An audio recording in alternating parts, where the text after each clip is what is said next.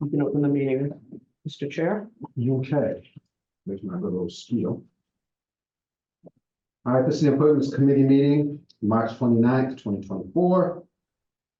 This meeting is being recorded and will be rebroadcast of the Town of Barnstable Government Access Channel.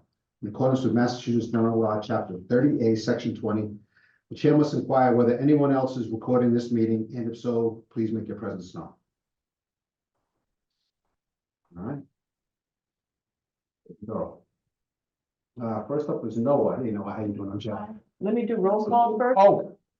That's all. That's okay. I'm gone for a week and I. Look, to bring back in California. Counselors, Mendes, Present. Clark, Turkelson, President. Burdick. Present. Bloom, Here. you have quorum. Okay. First up is Noah, Review Commission. Hi Noah, how you doing? Nice to meet you. That's good. So let me ask you, what made you want to join the Youth Commission? Both of my cousins have been on the youth commission for a long time, and I just sort of always thought it was like pretty interesting how they can do so much for the town. And so I guess just kind of, they were trying to get me to do it, I guess, and I don't know, I always thought it was interesting, so I just joined. What school you go to? I go to Sturgis. Sturgis.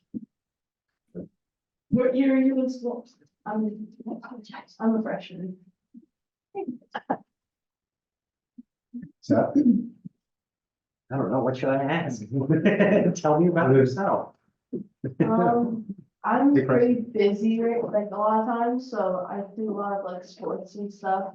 I swim in the winter time, and then right now I'm on like a mountain biking team and a soccer team and a sailing team. Nice. Very busy.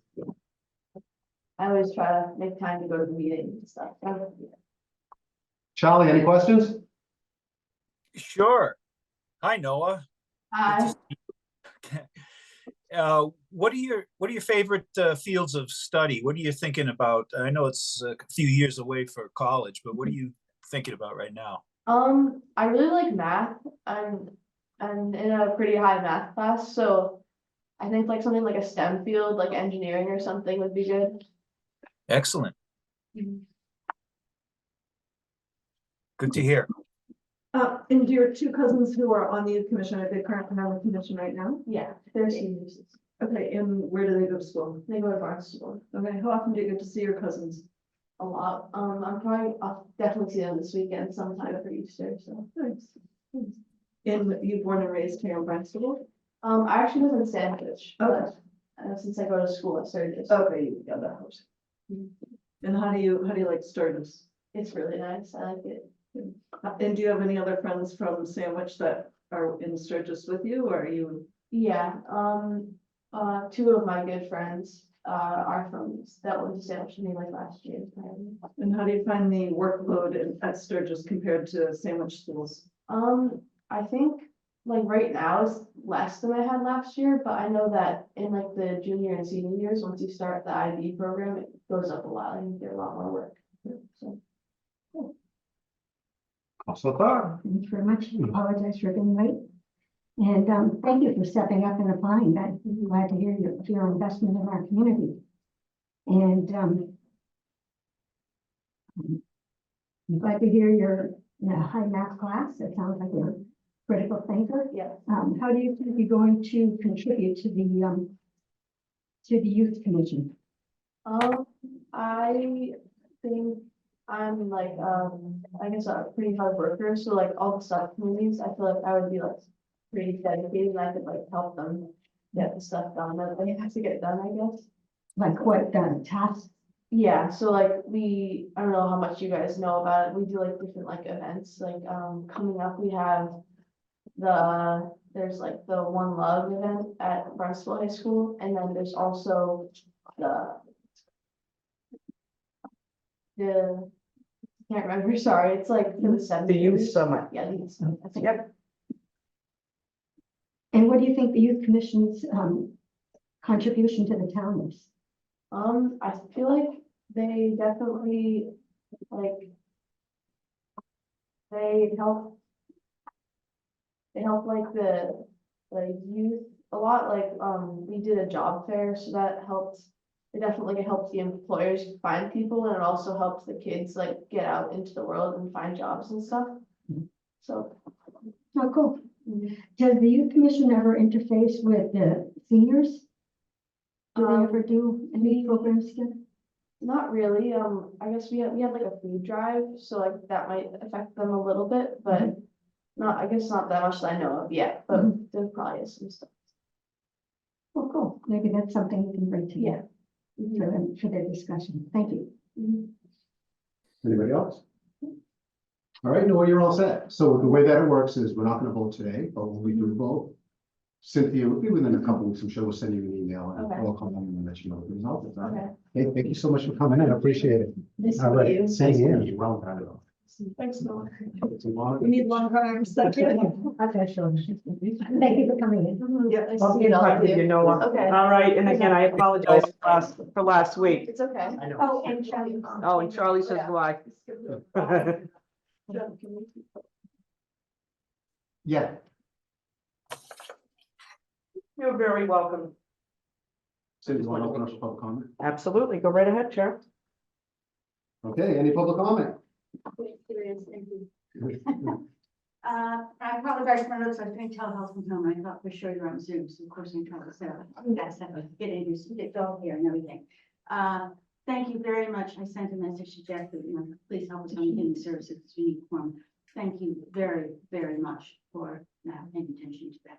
Yeah. I understand that we actually have far more than I thought, not only for human services tonight, but also for the HHDC, which is wonderful. I just wanted to really personally thank you for hearing it tonight. I understand that you did send around, I only thought there were 3, not 4 applicants for the human services, and in all fairness, I had to go and research the other one, include that one. It's only my thoughts as chair.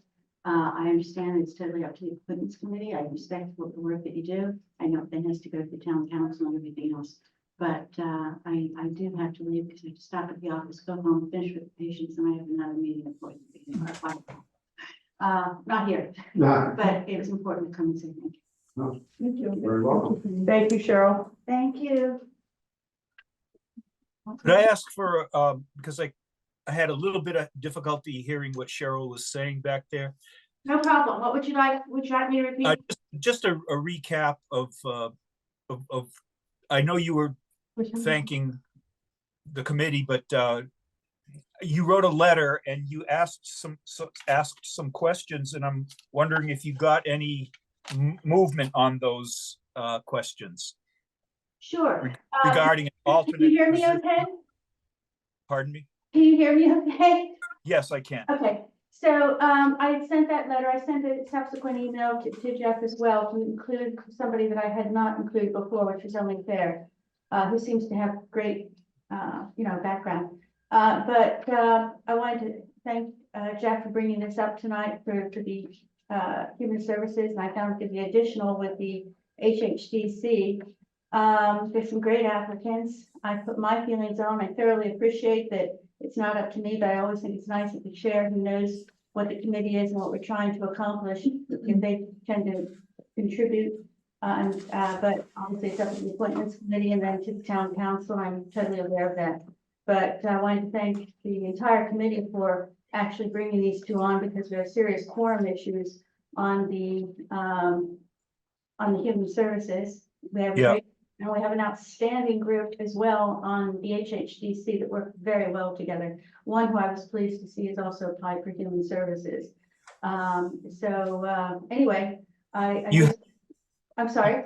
You had some interesting proposals for possible Oh, yes. change about the alternate Hey. position, that sort of thing. Has there been any movement on that? I don't know, but that is something, thank you so much for reminding me of that.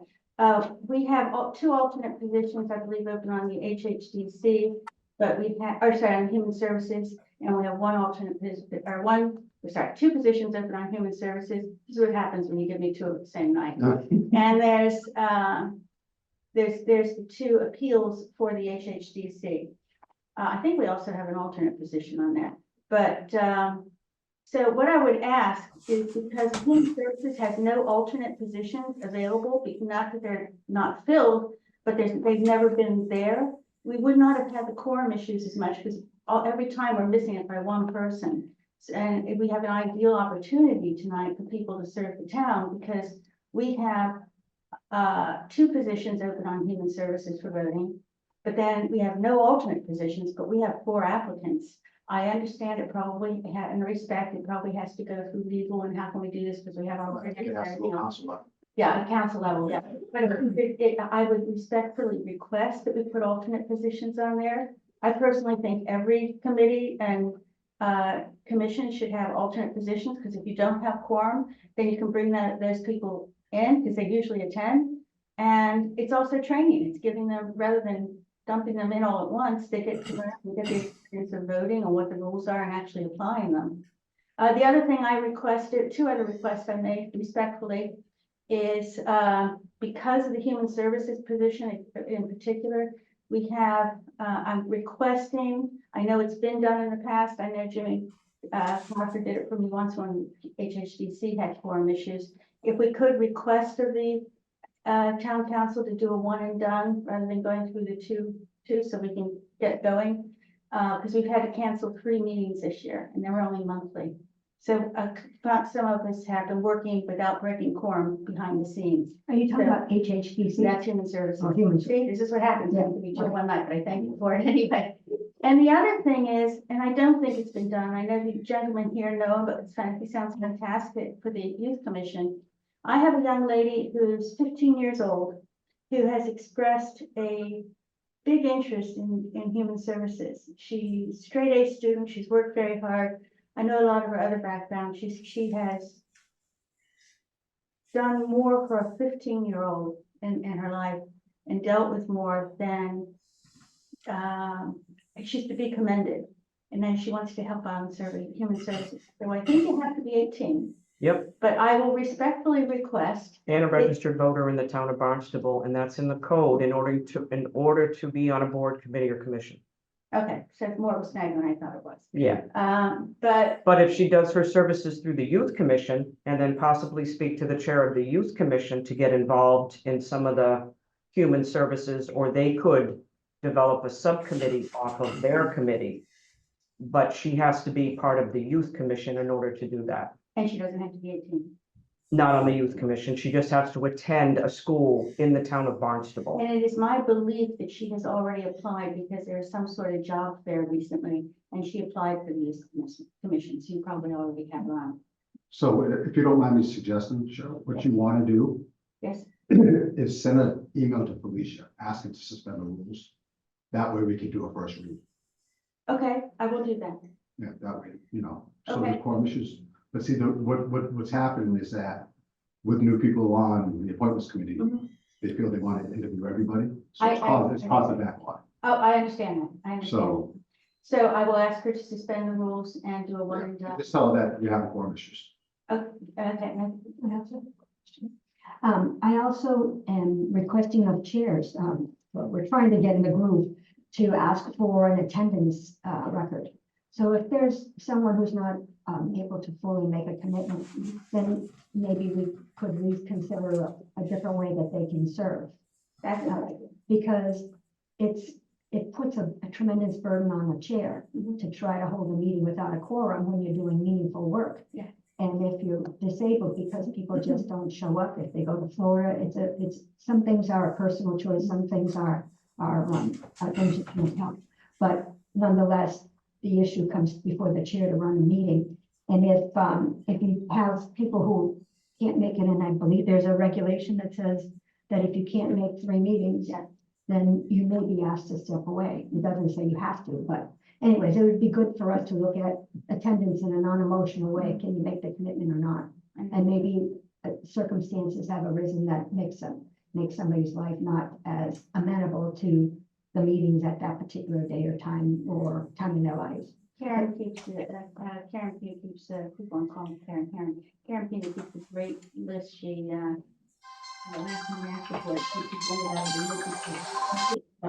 okay, thank you. I think it's So one if you would have her forward it to Cynthia so she can share it with us. That might be helpful. And I should think Cynthia has all the stuff for human services as well, so. I'm the clerk for the Human Services Oh. because they have no staff support. Their issues are not people not showing up, it's their vacancies. They Okay. need somebody on the committee because if they have the 2 vacancies filled Got it. and one member doesn't show, they still will have quorum. But their issue right now is they don't have a full. Got it. So when one's gone, there's no quorum. That's right. Understood. And usually it's it's one member that has an outside commitment. Understood. So, but once that one person Yeah. is not there, then it throws her committee Sure. in a loop. And the last one, I have to say in Cheryl's defense, her transformer blew up across from her house. Oh, So she was unable to have the meeting that night because she lost total power. can we take my Yelp out of the camera, please? Because it blew up literally around Yeah. there and there's a big. So it was an flat spot emergency there. situation at that point. Sure. It was advice of me that we end the meeting ASAP. Yeah, Yeah. good idea. So, I also have another suggestion for that straight A student of yours who's 15 years old. Very easy. Tell her to come to the meetings. They're Well, I open did, to the public. Mhm. We have public here and you can contribute. I did put that down underneath my wish list, because I wanted to get my wish list out, and then I could always invite her and say, of course, I'm gonna let her talk, I can't let her do this forever. Mhm. And I don't see any problem with that, No, that's but I just think it's fabulous. still valuable input. That somebody of that age is that interested in certain. Definitely, yeah. Okay, I've had my. Cheryl? Oh, One yeah, more thing. You had an interesting proposal regarding the state representative. yes, Czar. I did. Yeah, It was, he has such huge commitments up in Boston, and he does so much for the town up there. I'm wondering if it might be, something that we could offer him a higher position where he's the state liaison for human services, perhaps. Wouldn't we have to set the charter for something like that? that's a charter change, yeah. Yeah. He opens up another chair. I understand the state takes priority over. Well, no, we can't do something like I know, that this I know. time, so. I can tell you my wish list, I wasn't. And also adding on alternates is a code change. It's an admin code change, so you have to rewrite the code for the human services. Yeah. By a vote of the council. Sounds doable. It is, but you also, in my opinion, you don't want to keep putting alternates on just to get a quorum. Yeah. Because then you've got 15 members and you're relying on 7 of them to show up. Yeah. The more you I- add, the more your quorum increases. But it doesn't count, if we keep to the 7 members and we only add alternates, it doesn't increase the quorum, does it? Yes, Oh, it does? because you've got members on your committee, whether they serve in an alternate. Uh, The reason why, because alternates have to attend your meetings, Mhm. and if there's ever a non-member Yeah. that's not there, they jump in and vote, but they still have to attend your meetings. So now you've gone from 7 to 10, Gotcha. and your quorum is now 6. I learn something every time I speak this, but, maybe at least one alternate or. Yeah, it's not a bad idea. No, I think that's a great idea. No, it's not a bad idea. But again, that has to go through Right, council. yes. I think, I think I would request. I think if we have people who aren't attending meetings regularly, then we need to ask them to either start attending, or we need to ask them to leave the committee so that we can make space for people that want to attend, because if something goes on once in a while, that's fine, but if it's going on months and months and months, here you are, many years later, still struggling to get your work done, and that's not fair to the committee. What she said was that it's not people not attending. They have the people attending. They Well, have the well, people- It was Sometimes the it is, people not sometimes it attending, and isn't. now they have left. Yeah, So that means they, That leaves the they're vacancy. trying to fill those vacancies. that's why we It was have to, not attending. really get one. Thank you. I'm doing my best. Oh, I know you are, you always do. I think I'm just gonna put out there, I think that I could be wrong, I'm working on looking at the code, but, I think the justification for the alternates are for the regulatory committees that are bound to make a decision by a certain amount of time. So I think that's legal.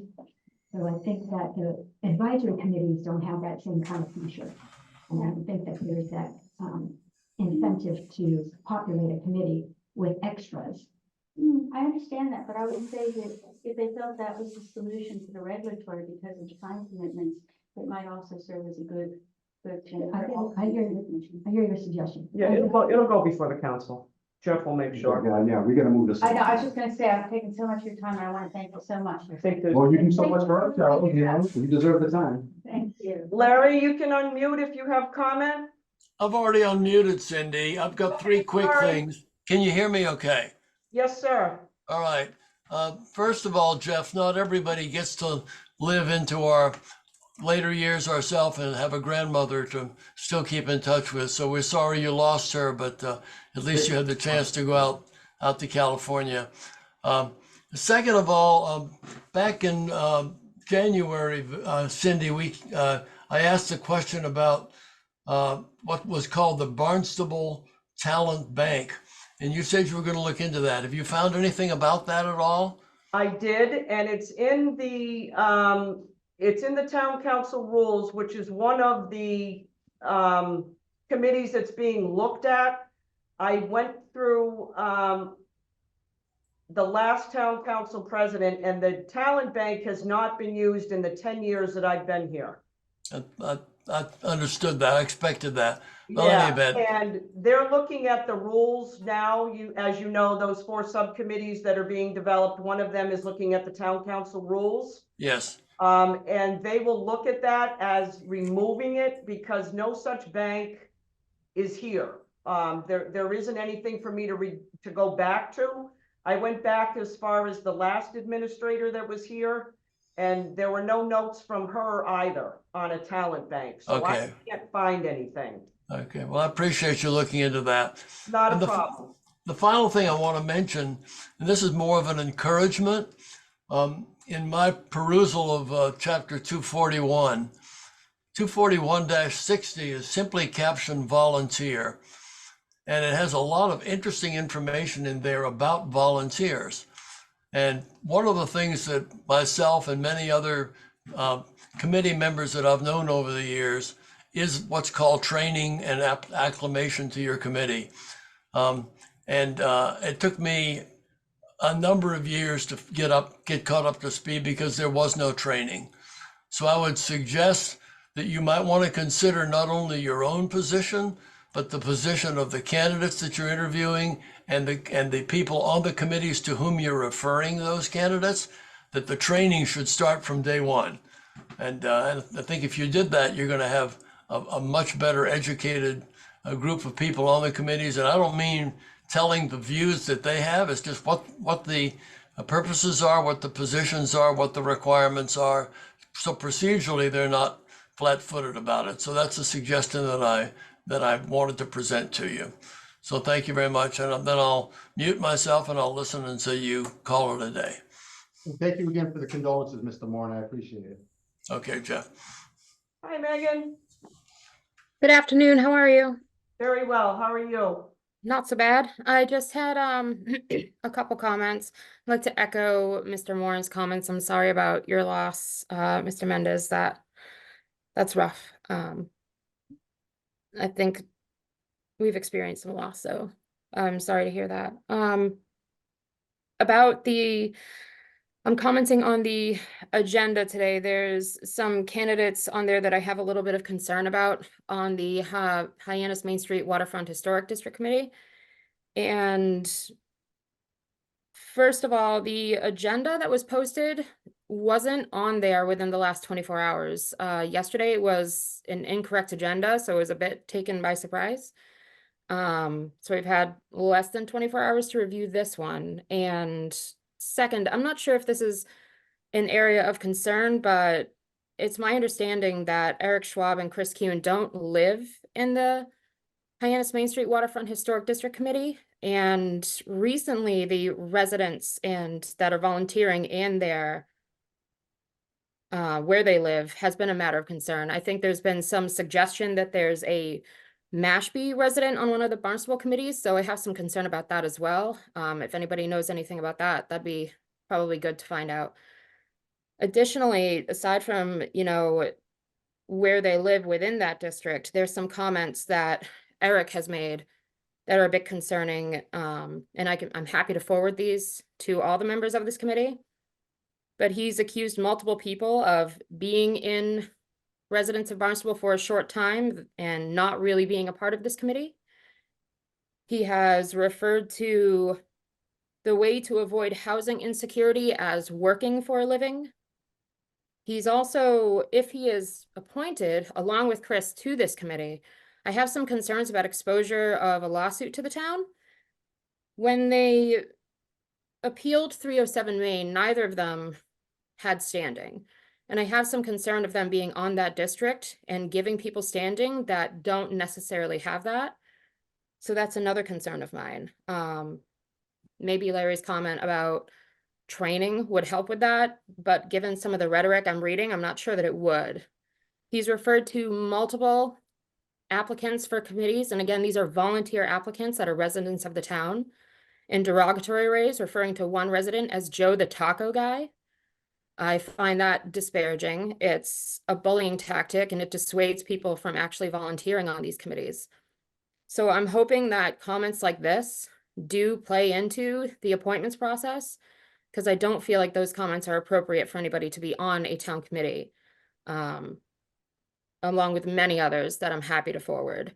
So that's really my comment here, is just that I hope that these, are taken into consideration. Thank you. Cindy, can you let Megan know what the residency requirements are for Main Street Waterfront? Yeah, Megan, I'll email you the direct code Thank you. and the requirements. I can do that now, actually. So Awesome. that you have them, and then I think Bob Jones is next. Oh, hey, Mr. Jones, how you doing? Thank you, Megan. Thank you. Mr. Jones, you can unmute.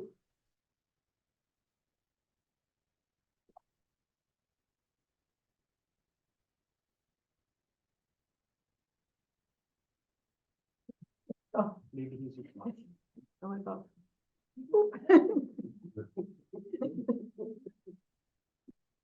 Counselor Lucky, do you have a comment?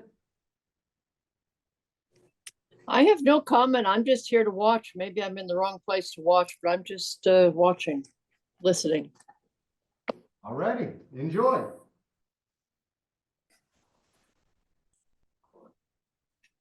Bob, can you hear us?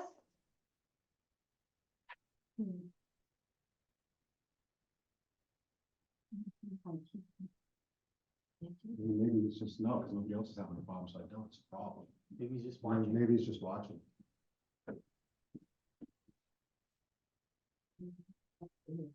Yeah. No, we can just hit the circle back. Mrs. Beer? No, No, what's your name? I can change it if you want. Suzanne Welch, UPLCH. Okay, well, you're next. Okay. What do you need from me? Oh, I'm sorry. Eric, you're next. Yeah. Yeah, I saw your name. I skipped it over my fault. How you doing? Thank you. Nice to meet you officially. I am gonna recuse myself. Okay, And as do I. all right, Charlie, you have to leave the room if you recuse. Yeah. Can you give me a call when you're done? Yeah, I'll shoot you a text when we're all set. Sure.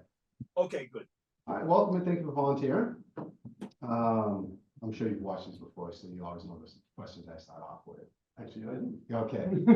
So I always start off with questions about compromise and being able to work well with others. As you know, we have some real divisive issues. So in my opinion, it's important to be able to compromise with one another. Well, fortunately and unfortunately, either way you look at it, we just don't have a majority in either direction. So compromise is of the essence right now, especially trying to keep the town together. So can you give us an example in your professional life where you've had to use such compromise? I can refer to a conversation I had with you about Okay, downtown housing. okay. We agreed to disagree on certain issues, and then we looked for an opportunity to agree. Sure. And we agreed that Unfinished Pond would be a priority that you and I could work on together. Sure. So regarding the divisiveness, I was told by multiple people not to be here today. I was told that you wouldn't give me a fair shake. And I said, no, Jeff's a decent guy.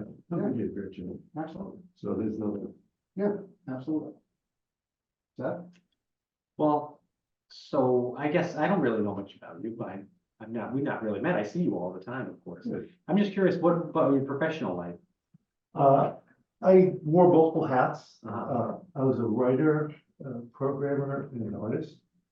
And I designed user interfaces. And my role was a user experience designer. So if you walk into a Best Buy, and everything's blue and yellow, and everyone looks coordinated, I would design all that. I worked with Best Buy for a little while. I brought Fidelity Investments online. Worked with Peter Lynch personally to give him an online personality. I worked with MGH. I created user interfaces for physicians who were trying to speed up their workflows. So I can understand how the doctors thought, how they gathered information, how they wanted to input it, how they wanted to retrieve it. So that was a 5-year effort. It's pretty significant thing. So I do a lot of different things, and one of the things I do is I write and source cultural history. So I use crowdsourcing techniques to gather stories from people about their hometown.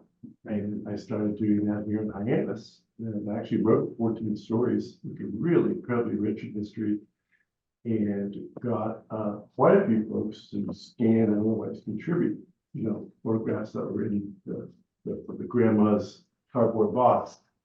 And I got those online. I contributed those to Search Library.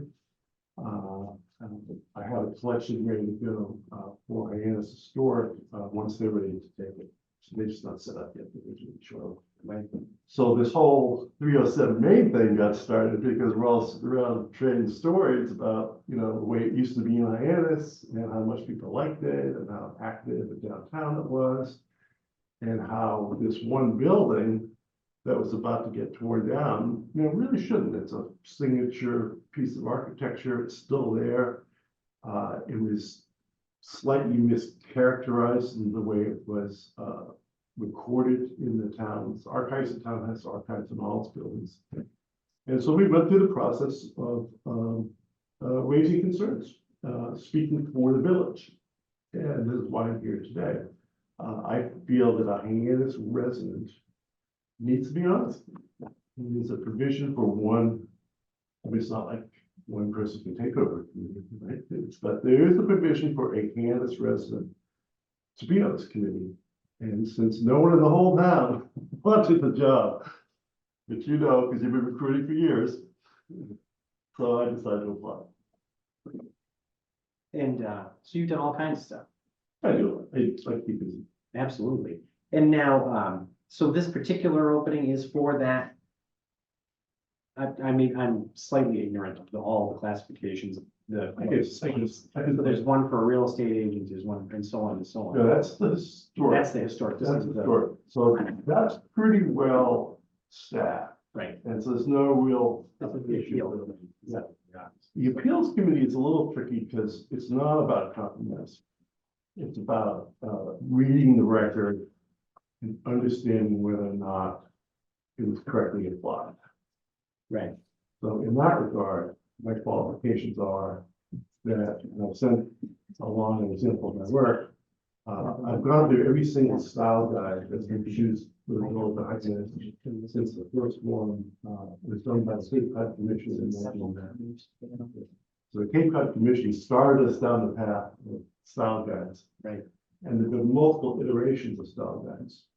And the current style guide for Hyannis Historic is the 2018.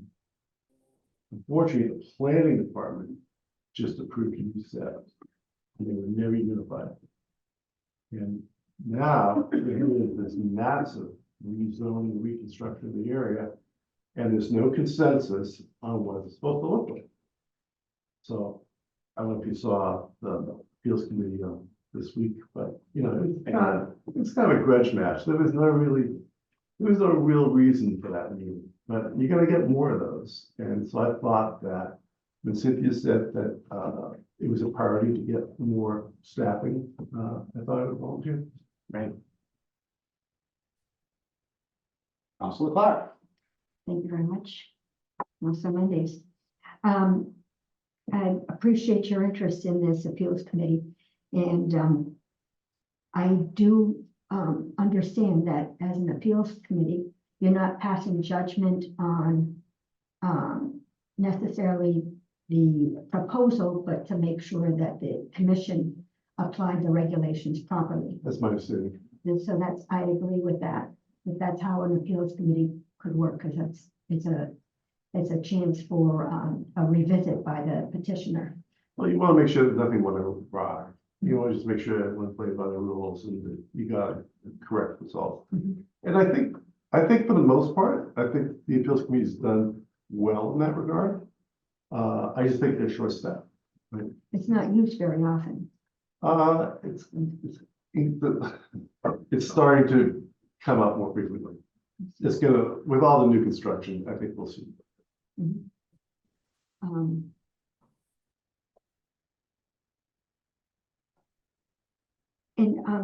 I did not have the opportunity to watch the appeals meeting this week. And can you explain to me how it was a grudge match? I can go back and look at it. Oh, I didn't use those words. Those are Chuck Harry's words. Oh, I see.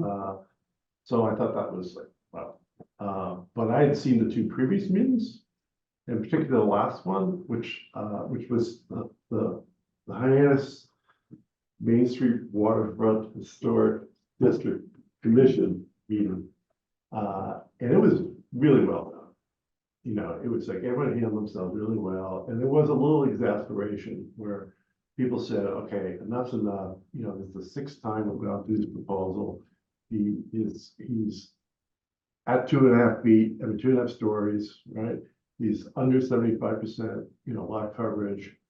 Colors look good, you know, the plantings look good. He's got detail, you know, it's not just a box. Let's approve it. And there was a consensus, I think it was Mike and unanimous, and that piece of land, which is a beautiful piece of land, not be built that way much, but it has a beautiful view of the harbor, and it's gonna have a really nice property. And there's gonna be a nice building, you know. And so that was appealed because there's once upon a time that was one lot. The waterfront, the reason it's called, the restaurant's called Dockside because they used to have a dock. Mhm. But so the dock was sold off at one point to an owner of a local marina. And then a large property owner here in town retained ownership of the hill part.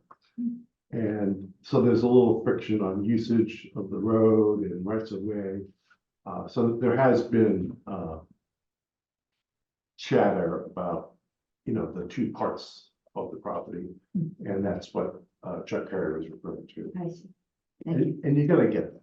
Mhm. So that's why I thought the appeals committee did a really good job just cutting it short.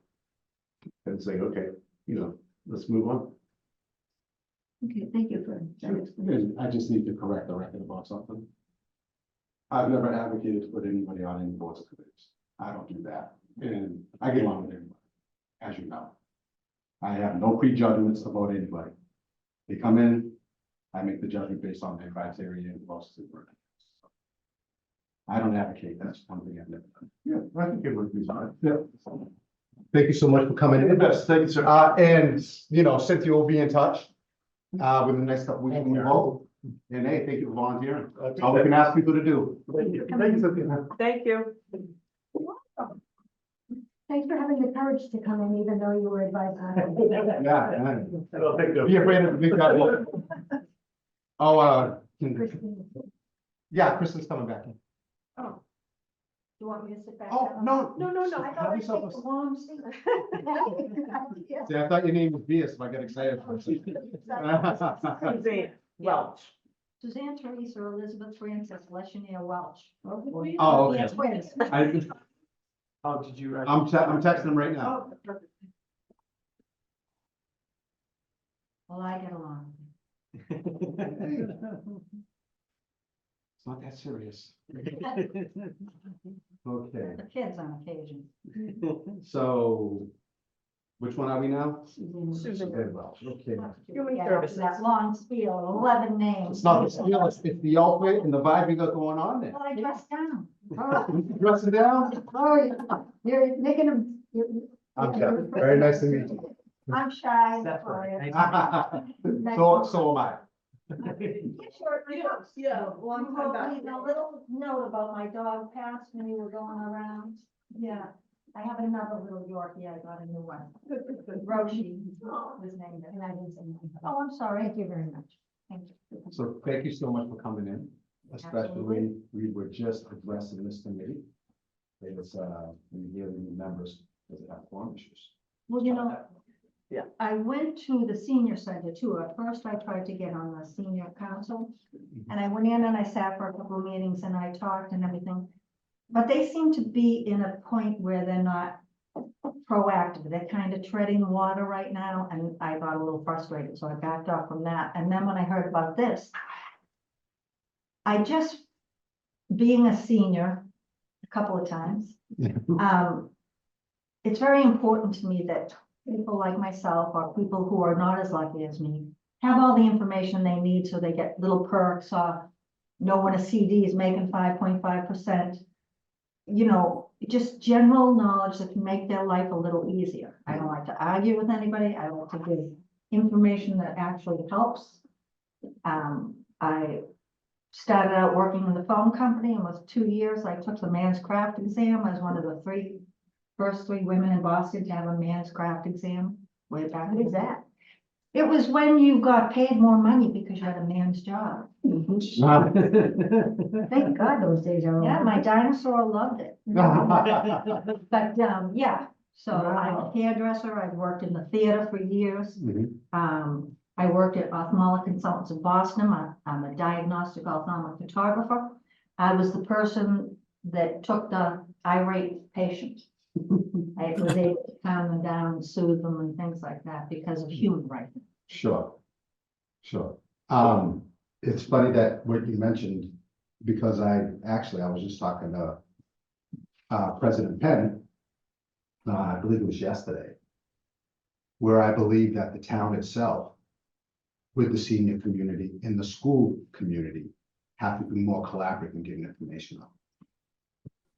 9 out of 10 people don't have information, and That's it's the problem. like I watched Patrick Hill on the TV talking about going out to your house, and I have them come every year. Mhm. They change the batteries. I bought my lock box from them. Mhm. I go in every time I go to the dump and have my blood pressure taken. Mhm. They all know me when the car pulls in and the dog gets out. But I mean, we should be told about these things because they just make life a little easier. If you're having a little palpitation, you can go in and they say, don't date that guy anymore. Yeah. But really, I want as many people to know the perks that they're entitled to because of their age, their situation. I mean, I went through a divorce. I was taking leftover muffins home to eat because I had the kids at home. Yeah, You know, we all go through times where it's harder. sure. So. And again, I'm very hard to talk to. Councilor Burke? You want to start? You always have a whole list of questions. I don't know, I think, how long have you been on the Cape? 42 years this year. We bought some property on Lake Wocket on Huckins Neck Road, Right? paid that off, built a house, and my twins, we came down and they started kindergarten the day after we moved in. No kidding. Yeah. So they all went through Barnstable school. Yeah. All grown up. Yeah. And have you done any volunteer work otherwise, any boards or committees for the town, or no, you haven't? 'Cause that's. No, but I was a hairdresser at RHCI. Yeah. And I would go to people's homes once they were home. And because of my ability with eyes and everything, I could go into the bathroom and tell that they couldn't see. So I'd be cleaning bathrooms while they were under the dryer. And I'm a firm believer is that you do random acts of kindness every day. If I go into the registry and somebody comes in that needs a seat, I get up and offer them my seat. Man's inhumanity to man just leaves me speechless. random acts of kindness to little things all the time just makes the difference. Absolutely. Makes somebody smile, somebody's walking by and you go, you look lovely. And they're happy for a couple of hours and you did nothing but tell them how nice they look. Of course, if they dress down like I do. But, I don't think I'm hard to get along with. I want to do well and help people.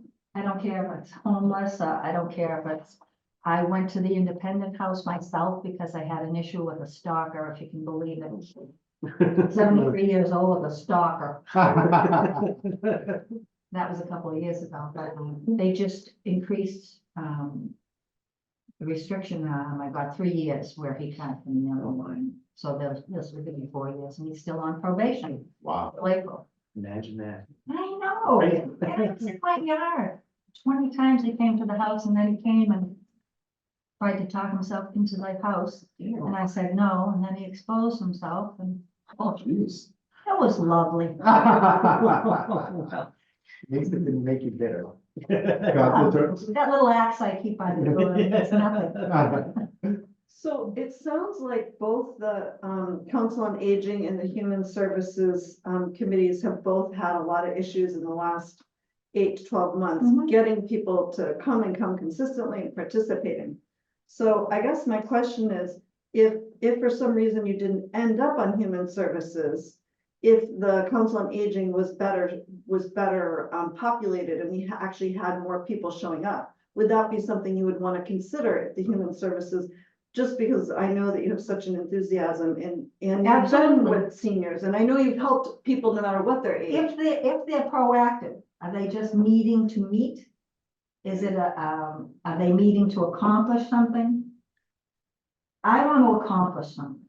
We need people like you to help us accomplish something, as I guess what I'm saying in a roundabout way, is in these two committees in particular have both had this issue where they haven't had a consistency because of various reasons. We won't, none in particular that stand out per se, but it's like, we are actually looking for people like you who will come consistently, participate, bring forward ideas. Absolutely. And so if we don't get you on the Human Services Committee, what I love is that you are a doer, and I get that sense from you, and I would hate to lose the opportunity to have somebody like you on a board, committee, or commission. Okay. So I'm wondering if you would consider that, because I mean, I don't want to. I don't want to be town manager or anything. But no, I don't mind. My open here. I had. The pay is much better as town manager than you might want to consider. This is free, so, it's just that, we would hate to lose an opportunity for somebody with your skills, with your history, with your ability to relate to people, to be lost.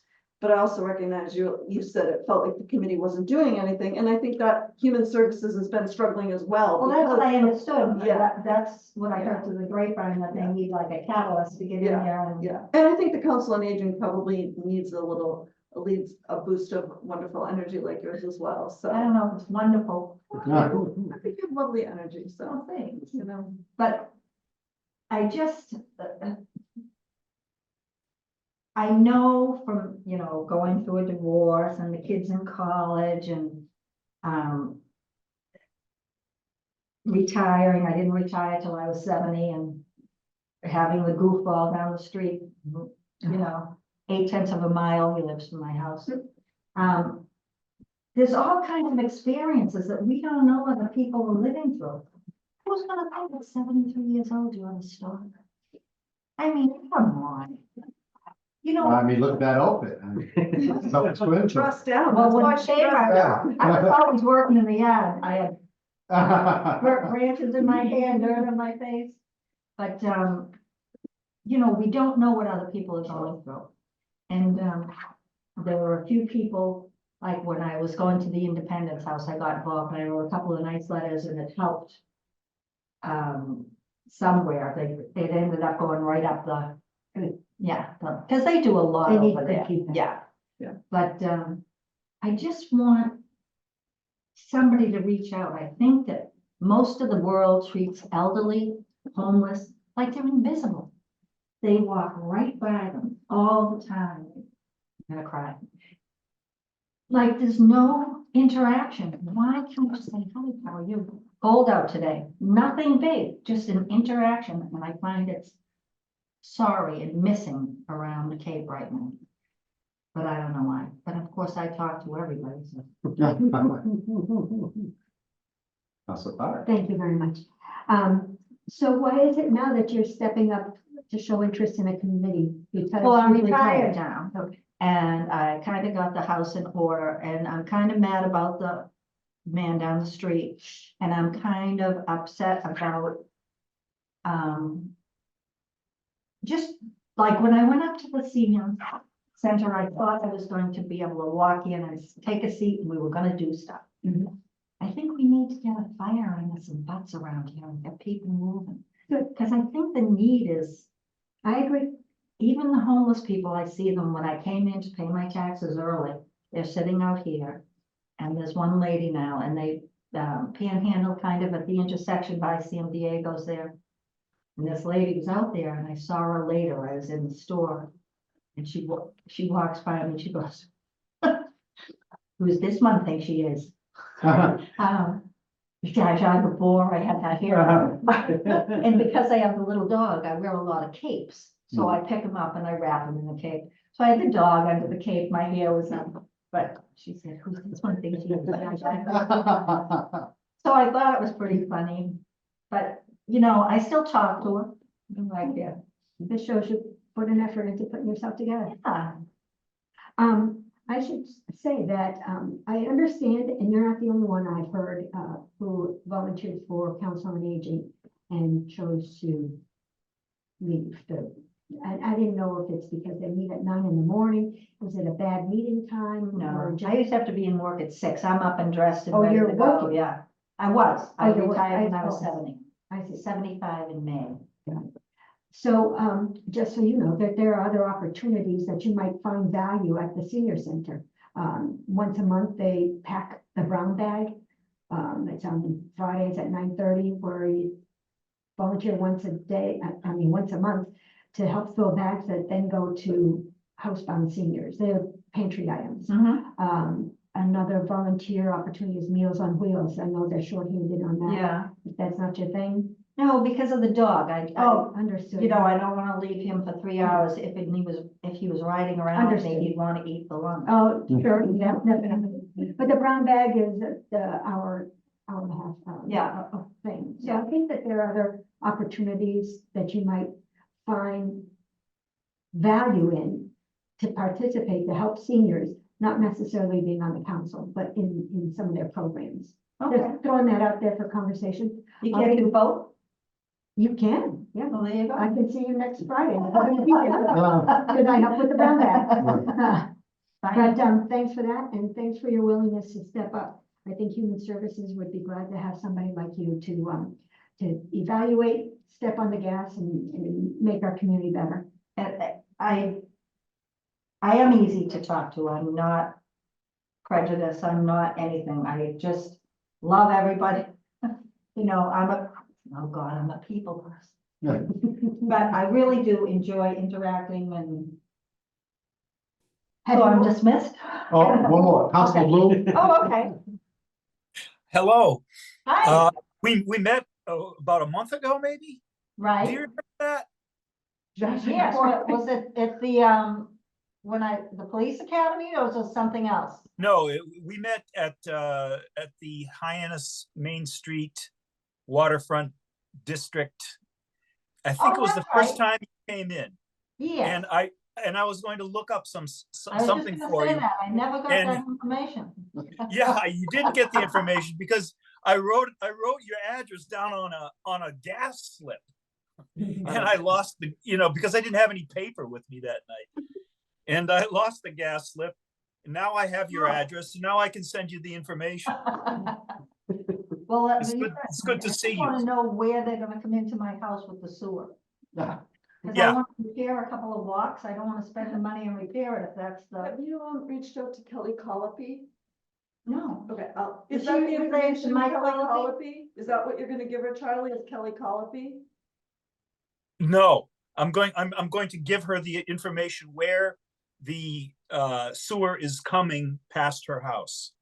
Okay, I want to know where it's coming into my I'm house. gonna give you Kelly Colopy's. Okay. I'll- Is she I will related to email Mike you- Colopy or Sue Colopy or? I know her husband's from the Cape. I've not met her husband, but I know he's from the Cape. Yeah. So we'll email you Kelly Colopy's information. She'll outreach to you to help you find the answers. Okay, well, I just got a new phone and it's an Apple phone, so. But we have your email, correct, Cindy? If you don't mind me asking, what are your kids' names? Sean, Erin, and Daniel. Daniel was a policeman on Nantucket for 5 years. They went to Barnstable? He was with Nantucket and then up to Amherst. No, they went to Barnstable. They did, What years do you know? yeah, I think the twins are gonna be 46 this year, so, That's and nice. Danny was 90. I can't remember, I'm old, 7. yeah. Yeah, they went to school with my brothers. Oh, they did. Yeah. One's a lawyer, one's a policeman, and one is the president of finance of a big company in Boston. But nobody is sending that check they promised. They told me they're paying me back. Now you sound like my mom. Oh, well, So Kelly Colopy works for the Department of Public Works, so that's what. Yeah, so Oh, we'll okay. email you and then you can just email her your address and she'll help you figure out the information. okay, She's the outreach coordinator for the sewer implementation. that's wonderful. I just don't wanna, She's super helpful. yeah, I just don't wanna, you know how you in the spring you start repairing little things, and I don't wanna put $500 here and they're gonna dig it up and Smart. I don't know. If we actually get the sewer. It's coming. Let us pay for it. So are we checking off Council on Aging also on your application? We're definitely checking that off.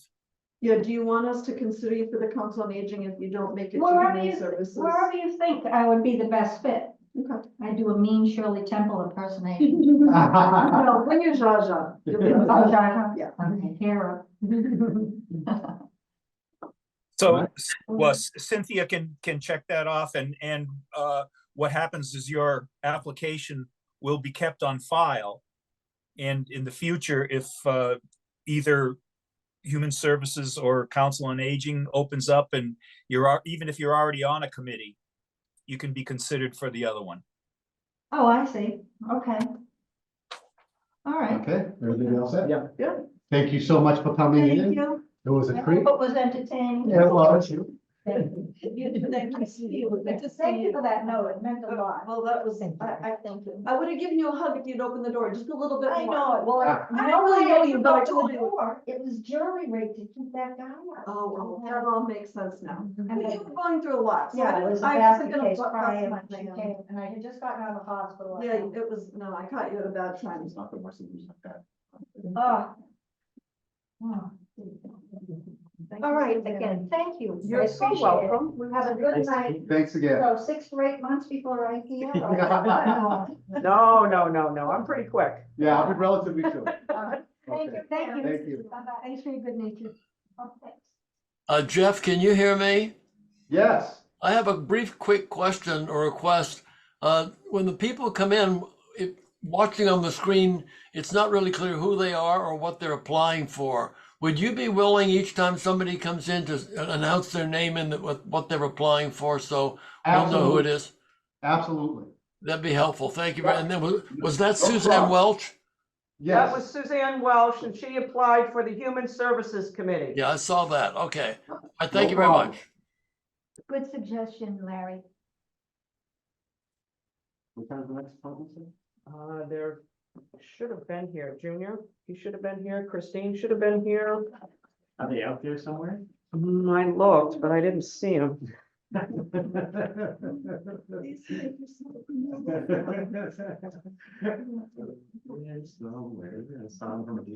So I'm like, I'm sure there is, I don't know.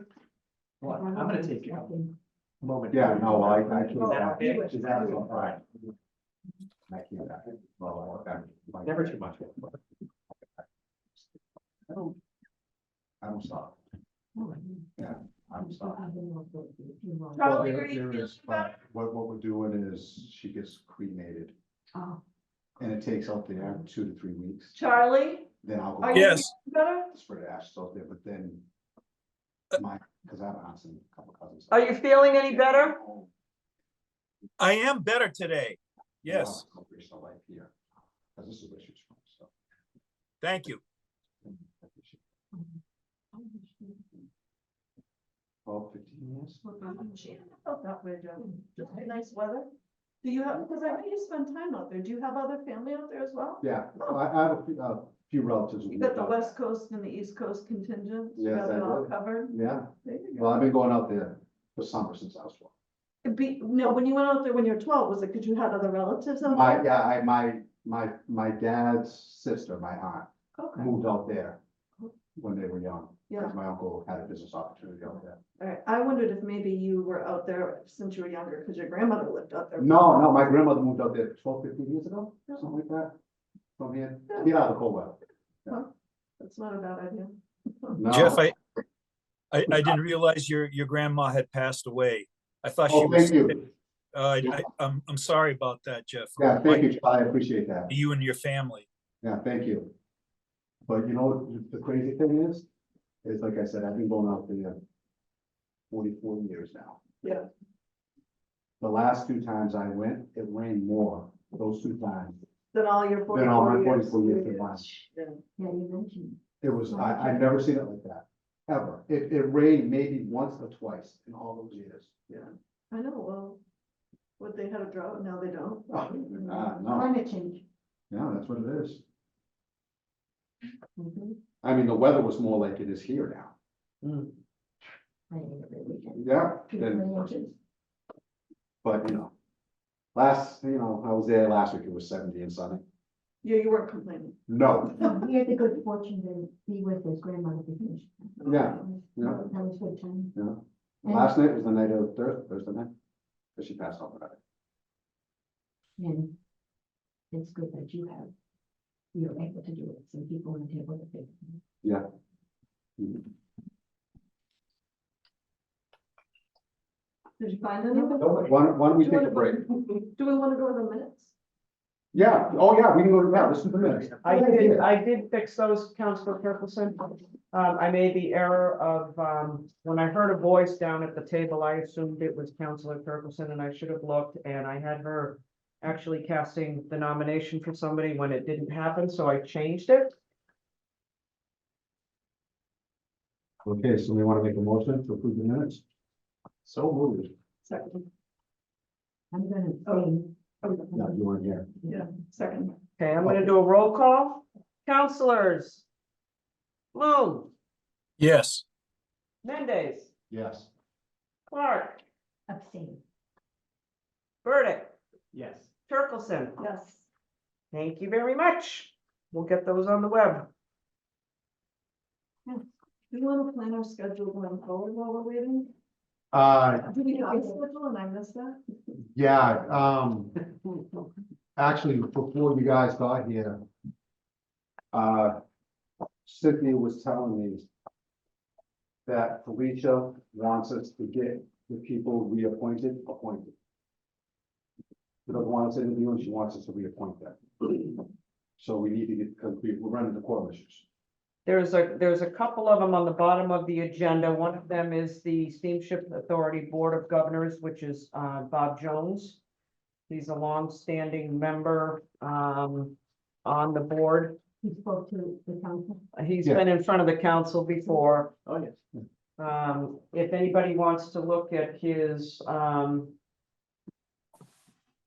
he's got a brief letter here, that I'll pass out. Oh. There, but he, long time member, he's looking to be reappointed. And there's nobody else that's applied for that position? No, I know, you need to ask Bob why that is in so many years. As they do other people. He's actually know? the chair of the board right now, Mr. Jones. So does anybody know that this position would even be open? Yes, it sits on our appointments committee, our town council vacancy list. It's been on there. It's one that you appoint to. It's been on there for quite a while.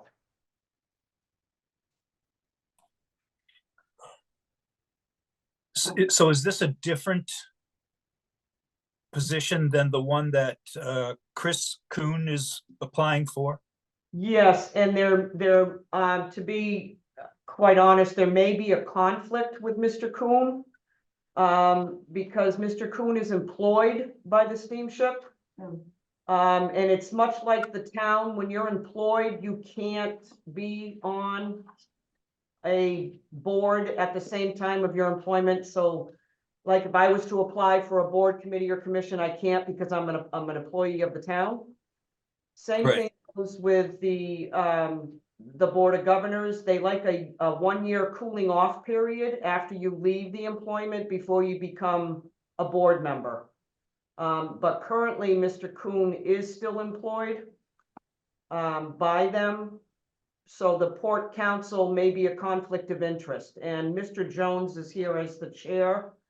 And he can explain probably a little bit more than I can, but that's my understanding. And if I had something incorrect, Mr. Jones, please correct me. I think I'm online now. Can you hear me? Yes, sir. Oh, okay, that's good. I couldn't figure it out before.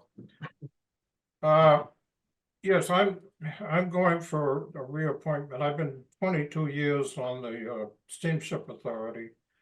I was on the town council back then, and I was appointed to the first port council, and that was developed in, as I say, 22 years ago. I served the town of Barnstable for over 50 years.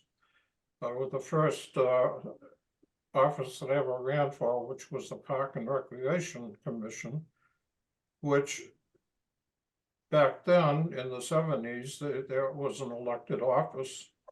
And then with a change in charter that the Park Committee joined up with the Highway Committee to become the DPW.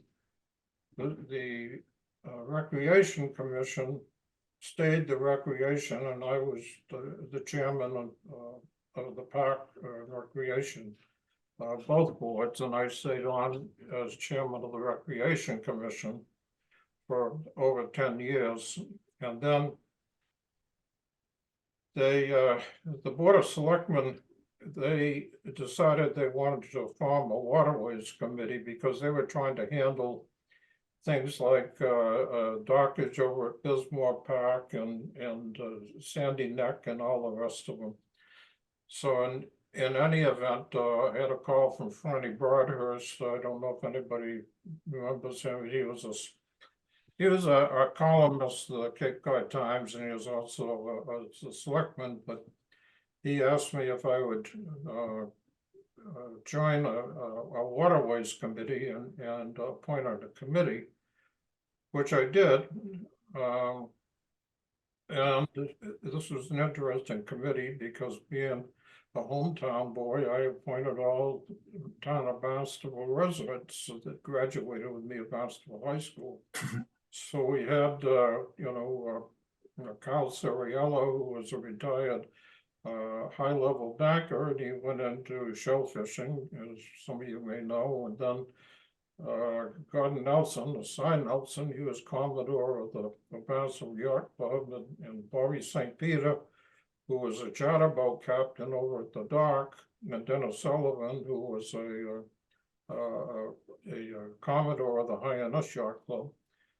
And we formed the committee, and it was a very powerful committee. Just if you have a strong chairman, you'll have a strong committee. If you don't have a strong chairman, you're going to have a weak committee. But this committee was digging into numerous issues because at that same time, the Steamship Authority had come into Hyannis about 1978, thereabouts, and there was a lot of dissension in the town, including with myself, and the Waterways Committee was not the least bit happy about the size of the ships coming into what was a narrow channel at the time, and whatever, and we were pushing to go into New Bedford. And this there was, within the boards themselves, as I say, the town of Barnstable was looking to get a boat. They were also looking to run freight from New Bedford. Nantucket was diametrically opposed to Nantucket. Because of the length of the run, it's gonna cost them a fortune to run the boats all the way from New Bedford to Nantucket. The Vineyard was unhappy. Falmouth was unhappy, and New Bedford at the time, they were a part of the Steamship Authority up until 1960, and they took New Bedford off of the run because it was just too far, and they just had a whole series of deficits for years. And after they dropped New Bedford and formed the Port Council and things, that people started getting together, and we haven't had a deficit for over, 1961. And the Steamship Authority is completely paid by the ratepayers, completely. And that's a scary thing sometimes, because sometimes we run a deficit from the 1st of January all the way into August, until it starts turning the corner and we're seeing black. And so the last periods of the run is when the authority, either makes or breaks the year. I thought during COVID for sure that we were going to go down the tubes and we we're going to have a deficit. That time I wrote the town of Barnstable and the council and the town manager and talked to them about it and things, and I thought we weren't going to make it, but the board met every week throughout that period, and we had some hard decisions to make, like furloughs and things of this nature. But thankfully, in the furloughs, we agreed that we would continue to pay their health care. They could get unemployment, through the agencies. So anyways, getting up to the fact when I was on the council, the first thing they did is appoint me to a liaison to the Steamship Authority. It wasn't really a liaison, it was just kind of a watchdog. And the very first meeting that I was on the council, after the first meeting, and being appointed to that position, I called up Nantucket. There was no neighborly love anywhere between any of the towns, and it was nasty. So I called them up and invited them to the Hyannis. Took me about 6 phone calls before anybody would even answer. But we invited them over and to town hall, and we served them lobster roll sandwiches and chowder. The first meeting was a little bit rocky, but as time passed, things smoothed out. And today, we're friends. I have absolutely no problems with Nantucket, nor they with us. And it works very harmoniously. Not so much with the Vineyard and Woods Hole, but that's another subject. So anyways, moving on, all of the agreements that were formed during that time were formed because the selectmen,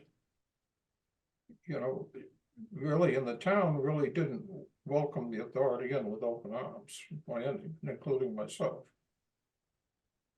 But we made Bob O'Brien, some may know him, some may not, he's passed. And but he was had a seat at the table, but he had didn't have a vote. But the town of Barnstable had a veto power of $50,000 for anything that was done in the town of Barnstable. Well, you can imagine $50,000 when you're dealing with ships. I mean, that's everything. But the fact of the matter is that we didn't have the strength we needed. We needed to be on the inside and get a vote. At the same time, New Bedford, they were petitioning for a vote, and I became good friends with George Leonti, the city solicitor in New Bedford, because we agreed that we would help each other, when pushing this legislation through. In the end, New Bedford got a vote. They were in the mix. They're in the mix today. And we got our vote, and naturally we're in the mix.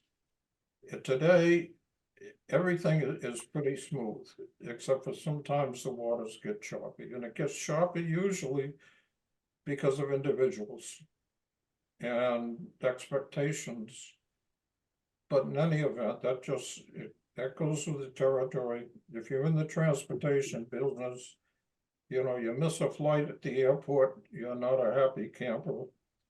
And you miss a boat coming over because the weather it just, you can't run in it, or you have a mechanical breakdown, they aren't happy. But by and large, things have been very smooth. And I thought they were very smooth until March 16th. And then I realized things weren't very smooth when we went to the council meeting to get their blessings to increase the size of the vessels. So that wasn't one of the best meetings I've ever been to in my life. But the only response that I could figure, I couldn't come to the next meeting and get back into the same subject, because it would be just an argument. So I chose to write about a 3-page, 4-page letter, taking up the points that the people have completely no idea what could be done, and things like the embarkation fee and things like that. And in fairness, there's not necessarily any reason why councilors, should know all of this. You are the appointing authority, and we really only go to the council if it's a legislative action, but our interaction is with the town manager and now Andy. Andy's great because he's a coastie, he understands. And every year I send the annual report to the council. I send my calling card, and I do a cover letter and invite them and give my phone number if you have any problems, that I can help you with, please let me know. And all that time, in 22 years, I have never had a counselor call me with a question or anything else. We've met in Hyannis with property owners, boat owners, and things like that. And I know one they had that they were pretty fired up. By the time we were through, that they realized they were talking to real people. We gave them our card and said, here's the manager's card, here's my card, here's Bob O'Brien's card, call us. Nothing. So, Mr. Jones, yes, I'm sorry. we're kind of on a tight schedule. I'm sorry, I go. No worries, you deserve the deference, believe me. Any councilors have any questions for Mr. Jones? I'm just confused about what we're reappointing him to, because he's not on here. It's the Board of Governors. Board of Governors Chair. That's down the end of it's in the written part, ABC. Hello there, former Councilor Jones. Thank you very much for all your service. I appreciate that. I just looked up the Steamship Authority's website, and is there a place where we can find your meeting schedule or agendas or minutes? Because I don't see it. If I was interested to finding out more, I might want to sit in on a meeting. And That'll be fine. I'll tell you what, I'll get you on the mailing list, and we usually have it, Port Council usually meets on, we only meet once a month normally. and the port council usually meets on the first Tuesday of the month, and the board, meets around the third Thursday of the month. But sometimes it changes, so I'll have them send, the agenda out. And you can go on, once you get the agenda, you can go online and you can read the entire agenda, the minutes. And as a matter of fact, if you go into that website, you can find out more information than you can ever believe, because it's very complete. Thank you very much. My point is that the general public would not know when your meeting schedule is or how to weigh in if they wanted to attend a meeting. So maybe if you have your, the administrative staff put it on the website so that others might be, who are interested, it might, you might get some phone calls and people using that phone number that you keep volunteering. So I appreciate that. And I do have another question. How is your position as a board member different from the port council member, which is vacant? Where the port council is strictly advisory. There's 7 members, from 2 from the Vineyard, 1 from Nantucket, 1 from Barnstable, 1 from New Bedford, and 1 from Fairhaven. There's 7 members, and they're strictly advisory. They usually address every piece of agenda items before we get to it. And so it comes to a manager and it goes to them, and then it comes to us. And we're the approving agencies. If you looked at a table of organization, the board sits at the top, and then management sits second. So it basically, has a final say. And interesting enough, to sit on that board, you have to be bonded. And we're bonded because of the individually bonded, but we're bonded, because we're dealing with, big bond issues and things. So when they have to be insured, we have to be insured. So when you go to the town of Barnstable, you don't need anything like that. When you go into the authority, you do. Thank you very much. Councilor Chuckelson? No, I'm good, thank you. Councilor Burdick? All set. Councilor Bloom, any questions? No, just a comment. I'd like to show him the book that was passed out here. This is my lifesaver, and I hope you continue to gift us with this very valuable document keeper here. I'm glad you like it, Charlie. Thank you. Mr. Jones, thank you so much, and thank you for your many, many years of service. We all Absolutely. appreciate it. And Cynthia will be in touch very soon. Thank you so much. Thank you. This is Christine Beer. Yeah. You can sit right at the table if you'd like. Christine Beer, Council on Aging. Yes, How's your shower going? excellent, thank you very much. Yes. Therefore, I have to recuse. I did it so well. Yeah, so the vice chair will take over. Thank you very much. Thank you very much for your interest in the council on aging. So please tell us a little bit about yourself and why you're interested in the council on aging. Yes, yes, I will. Thanks for meeting with me. One big purpose I have is I'd like to be of service in my community. Recently relocated here from Karen, Connecticut in June. I have a career in public health. Oh, I'm sorry, I'm also. That's yeah, okay. thank Public you for having joining me. Council. Oh, that's right, Councilor Bloom. Okay, but my career has been focused on public health, so disease prevention and health promotion, and I've worked with a number of different populations and communities. And when I looked at the ways that I might be able to serve for the town of Barnstable, I just looked at, obviously public health, aging, and a few other options that have more to do with physical health. But Council on Aging is really interesting to me because I'm interested in healthy aging, disease prevention, health promotion in that space. So if the council, I don't know what the needs of the council are at this time, but I would say what I would be interested in bringing is that lens. So I'm interested in Healthy People 2030. There are a number of health indicators that are 2030, what does that mean? Healthy People 2030 is a national initiative that looks at promoting health across the nation for various social dimensions of health and also including disease prevention, non-communicable disease and communicable disease prevention. And there are a number of indicators that can be tracked in communities that are really focused broadly, but there's also some for aging populations. So it's sort of, I give you that as an example of what I might be able to bring to the council that, you know, that might be of value. Obviously, this is a prime area for retirement globally.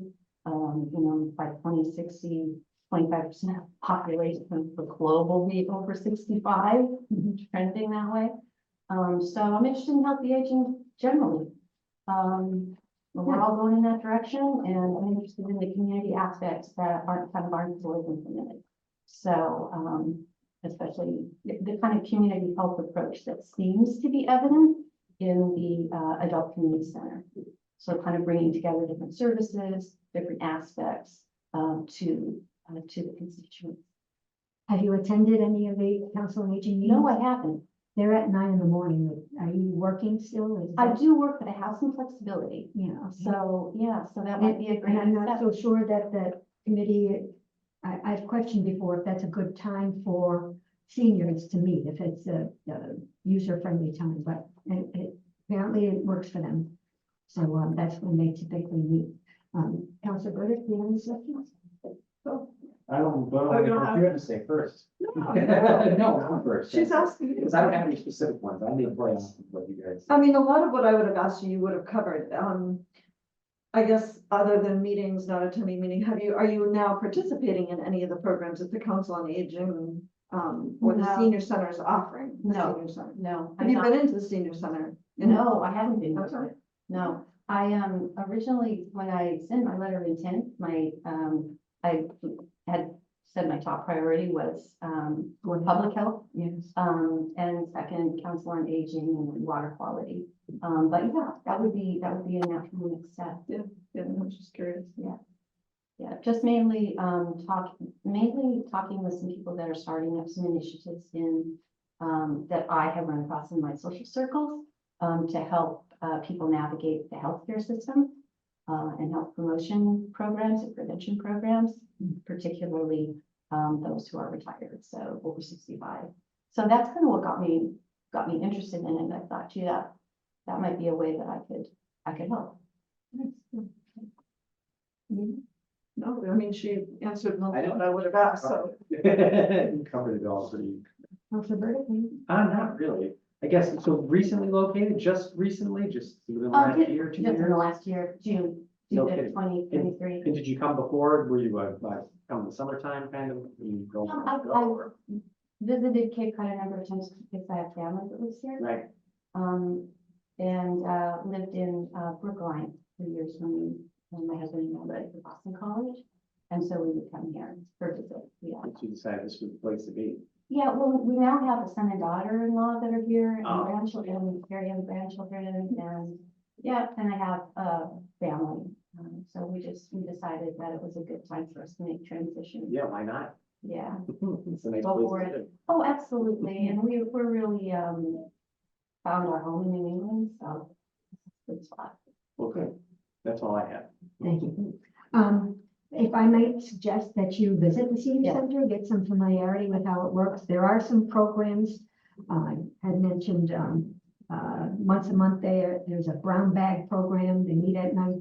A team of people meet at 9 in the morning, fill up brown bags, and then they get shuttled to housebound people. These are mostly pantry items, but almost every time there's fruit and some kind of protein included. The Meals on Wheels, and I have heard of people who have made an effort to join the Council on Aging and then found it not active enough and it wasn't working for them. So I'm hoping that should you get appointed, that you would be able to give a shot in the arm to this group that has a reputation of being reactive instead of proactive, and that perhaps you could help them bring these progressive programs to the Barnstable senior community. So that's my point of view. That maybe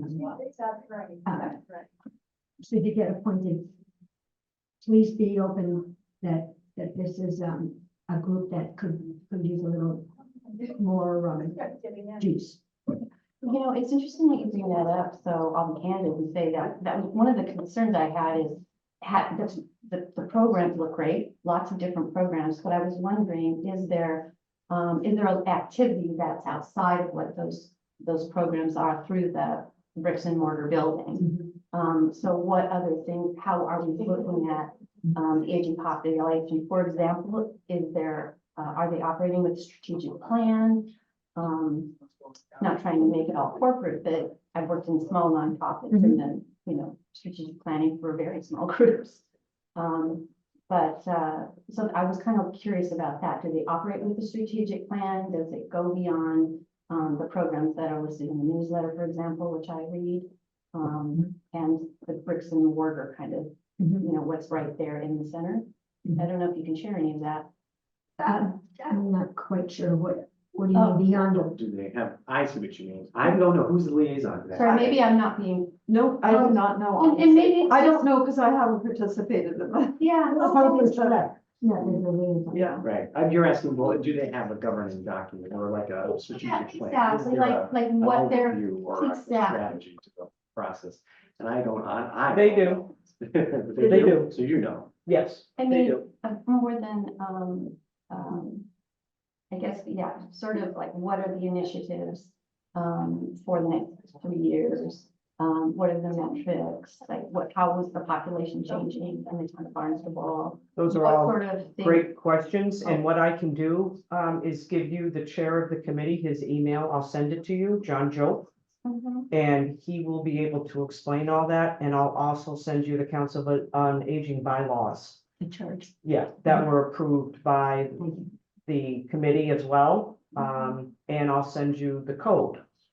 So that you can get a reading of what they do, what their charge is. But they also have, they do have the bylaws, which they adopted their own. That they also currently work off of, but this is the code according to the town of Barnstable. No, she can have it. That's how they operate. I have more than one.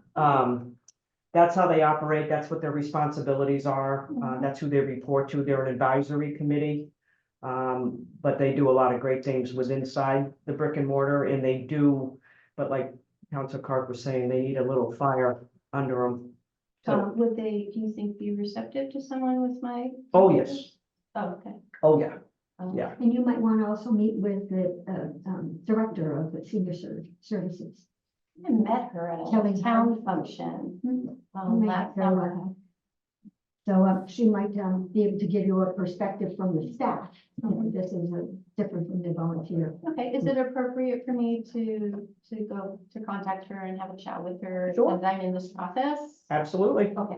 Absolutely. You're more than welcome. Anytime to All talk. to her. staff should be available for the public. Okay, I just didn't know, since I'm. Oh, no, you're not crossing any lines or Okay. anything. No, no, no. You're Just getting asking information. how they function and you're entitled to that. Yeah. I'll connect with her. That's good.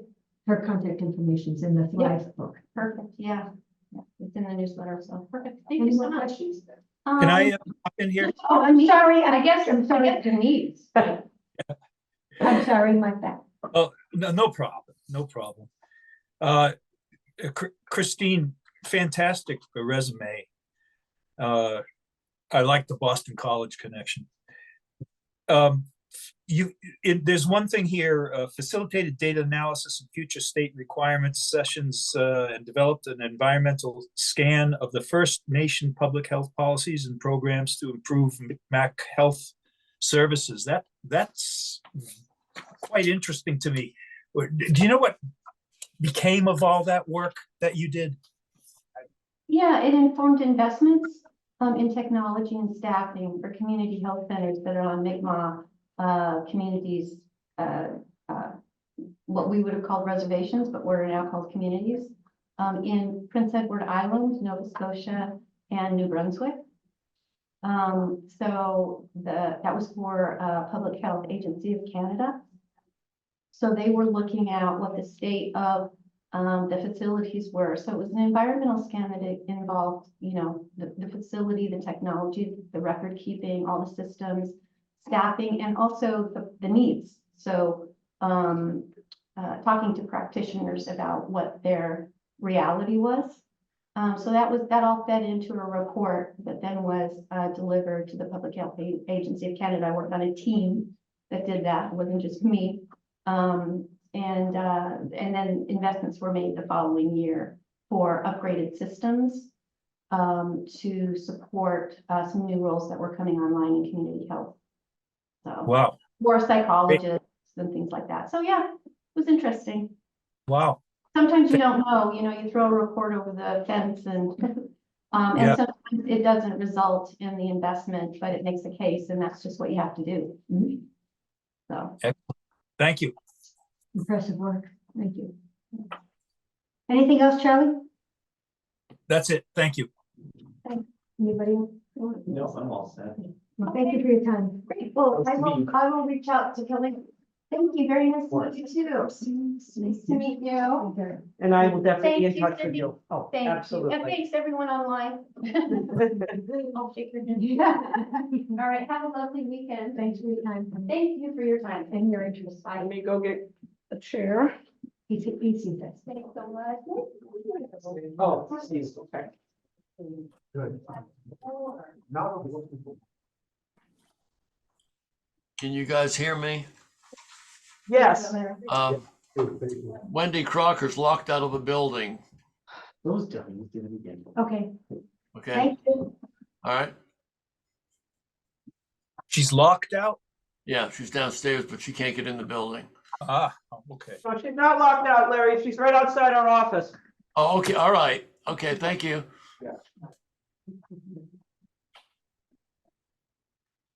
Kevin, you can come in. You can have a seat with the rest of them.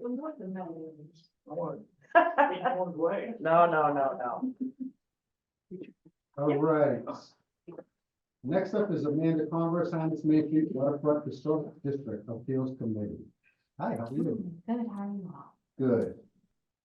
Well, I went over your resume. Thank you for all the service you have given to us now. My pleasure. First question that I have is about getting along. As you know, we have some very big issues going on in town. And so could you share with us a time when you had to compromise in your professional life? Whether it be, you know, work, town stuff, or whatever, just a quick example, brief synopsis. Sure. I feel like I have to compromise everything.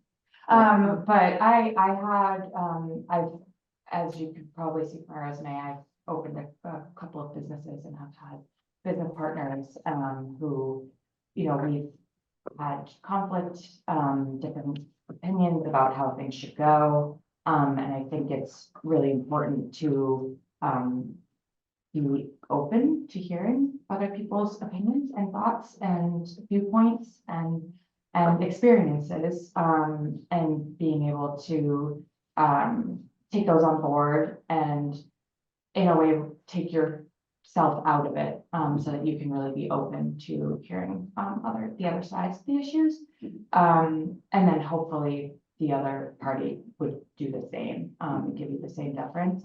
And that has always been important in all of the partnerships that I have done, or that I've had, because running a business together is like raising a child or running, you know, and so, but I think it's really important to be open to hearing what other people have to say, and their opinions. Okay. Councilor Fox. Thank you, Amanda, for your interest here. How do you think you can contribute to this appeals committee? Sure.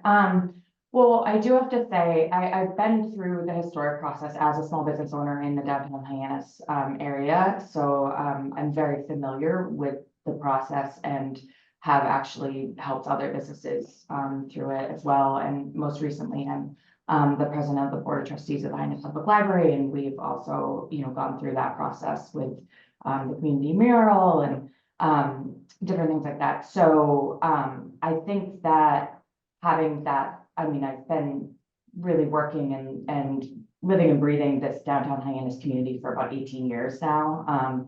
And so I think that I can bring that breadth of experience to the committee. And also currently we, Love of Local, I run a nonprofit that is a local business advocacy organization, and we have our location that is located in the historic district, and we have a retail store there, so we're still in it, and I'm here almost every day of my life. And so I do feel like I have that genuine passion for this area, and wanting to see it, the character of it preserved, but also the quality of it evolve and grow and expand. So I hope that answers your question. Yeah, why did you decide on the appeals committee as opposed to the primary committee? Right, that I did mean to say, I meant to address that. So I've been interested in historic for many years, but I'm also very overextended. And I sit on 7 boards and committees already, and so the appeals committee felt like, I was stepping in a little bit, and maybe my schedule were to clear up a little bit, I could do the full board, but right now it felt like because the time commitment was a little bit less. But then, you see the call to apply to committees and you want to step up. So that was why. That's reasonable. Yeah. Thank you. Councilor Gordon. Well, I don't know, you covered a lot of ground right there, and your resume covers a lot of ground as well. What business are you operating at the moment? Is it just a nonprofit? Yeah, so the nonprofit, but we have a retail store, so we're operating that as, it's a fundraiser for us, but it's a small business. Right, I don't think I really have any substantive questions. What about you, Kristen? Having been so intimately involved with helping other people and being involved in this community, what do you think some of the challenges for you will be moving from that side of the table to this side of the table? Yeah, I think it's very similar to what I was saying in terms of like being able to, it's almost like separating or just putting yourself off to the side, like your own feelings and relationships with people, and being able to really look at things objectively. And I do have to say, we run a micro grant program with the Hyannis Main Street Business Improvement District here in the downtown, and we have to evaluate applications and whether or not we feel like the business will benefit from the program, and if they'll be able to carry out what they say they can carry out. And so I've had to really kind of separate myself from and my feelings and relationships with those grantees and potential like applicants for that. So I've been able to do that. It was a worry of mine that my little heartstrings would get pulled a lot, but and then I'm also very heavily involved with the TDI, the Transform Development Initiative that is in the east end of Hyannis. And we also, again, we have the facade grant program that we've been running in downtown, and have to do the same thing where it's, really putting your objective hat on and knowing what is the objective of this grant, and can we reasonably say this person will be able to carry it out, or will it contribute to downtown? Does it fit in with downtown? And do you think any of the current programming related to your nonprofit and those things that you're involved in will have any conflicts of interest related to any of the people that might come in front of you in this appeals process? Because it's such a small group of people. Do you think that because so many people or have helped other businesses, that might be a conflict of interest that would prevent you from being able to be That's a really good question. I don't think technically it's a conflict of interest, and I think for, like I said, for me, I think I've developed that muscle of being able to separate my personal relationships with people. I think it's hard in this town not to have personal relationships with people, and and so I do, if I feel like there is a true conflict, I would likely recuse myself if that were the case. Council Bloom? Yes, great resume. It says you researched and wrote position papers and columns on local statistics and community issues. I'd be interested in the community issues that you might have wrote about in your position with regard to the Historic Appeals Committee. So the research and position papers that I've written through Loveland Local don't correlate to the historic committee at all, but they were mostly what our organization does is looks at local businesses, their challenges, and how we can assist them with them, and we advocate for them in terms of communicating why it's so important to choose local. And so the research and writing that I've done as the executive director of Loveland Local has been centered around qualitative and quantitative data analysis that has to do with when you spend your money in a community, how much of that stays here if you're spending it with a local business as opposed to a corporate business. So that's really where that research lies. It's more about calling out Amazon than anything else, Amazon and, Visa and MasterCard and things like that. So, we're just trying to keep an eye on that, the market forces that maybe are impacting our small businesses and how we can be of assistance to them to educate people on how important it is to choose local. Great, thank you. All set? Everybody all set? I have one Oh, follow-up question, okay. if you don't mind. Piggybacking on Councilor Turkelson's question, you said that you were involved with the East Street development. The TDI. So if that was to come before appeals, would you have to recuse yourself if you Well, were involved with? So the TDI is the Transformative Development Initiative. So it's I guess it's like a mass development. They have a board, a district that they are basically funneling resources into.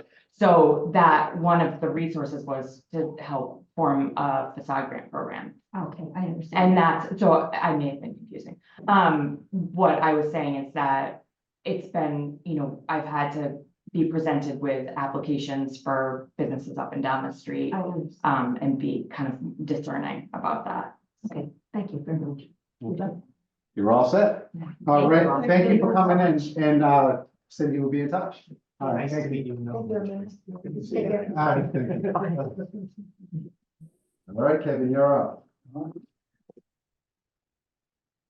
Kevin Matthews, Human Services. I'm a big fan of Amanda Congress, by the way, she's fantastic.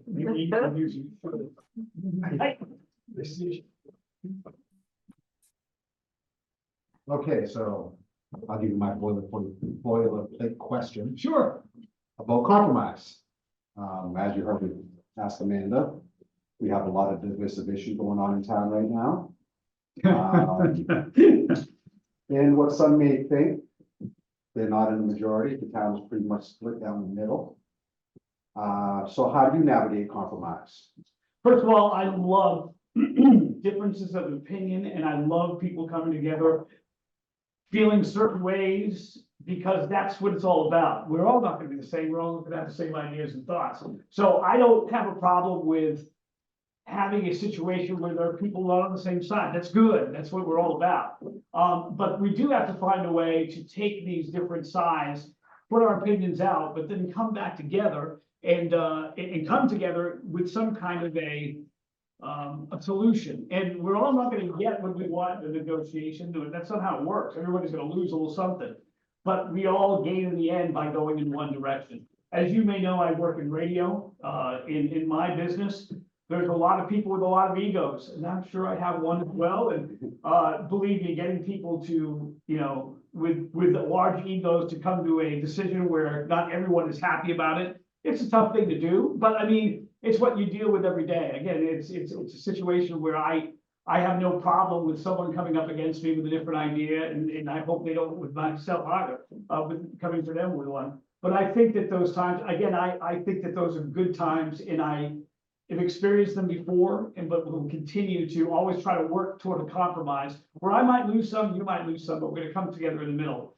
And the best, you know, is what I used to love of the old days when it came to statesmanship. When people used to get together, especially when talk about the Congress, and they'd all be fighting like cats and dogs. At the end of the day, they'd all come together and have a drink and try to, you know, hammer it all out. And that's what we just need to do. Unfortunately, we don't have that kind of, there's too much tension, whether you're with me or against me, and we all want the same thing. So let's just get there.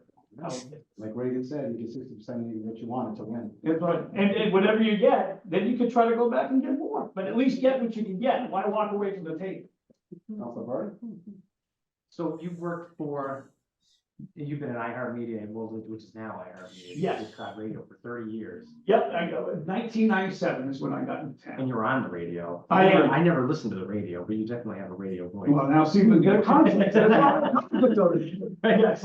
So Yeah. what programs are you on? What's your current slot? Well, I started on, right now I'm the, what's called Senior Vice President of Programming for iHeartMedia Cape Cod, which basically means I run the programming for all 4 of our stations. Right. We have Pool 102, WCOD, 95 WXTK, and we have the affiliate of Boston. We have WEEI, Cape Cod Sports Radio.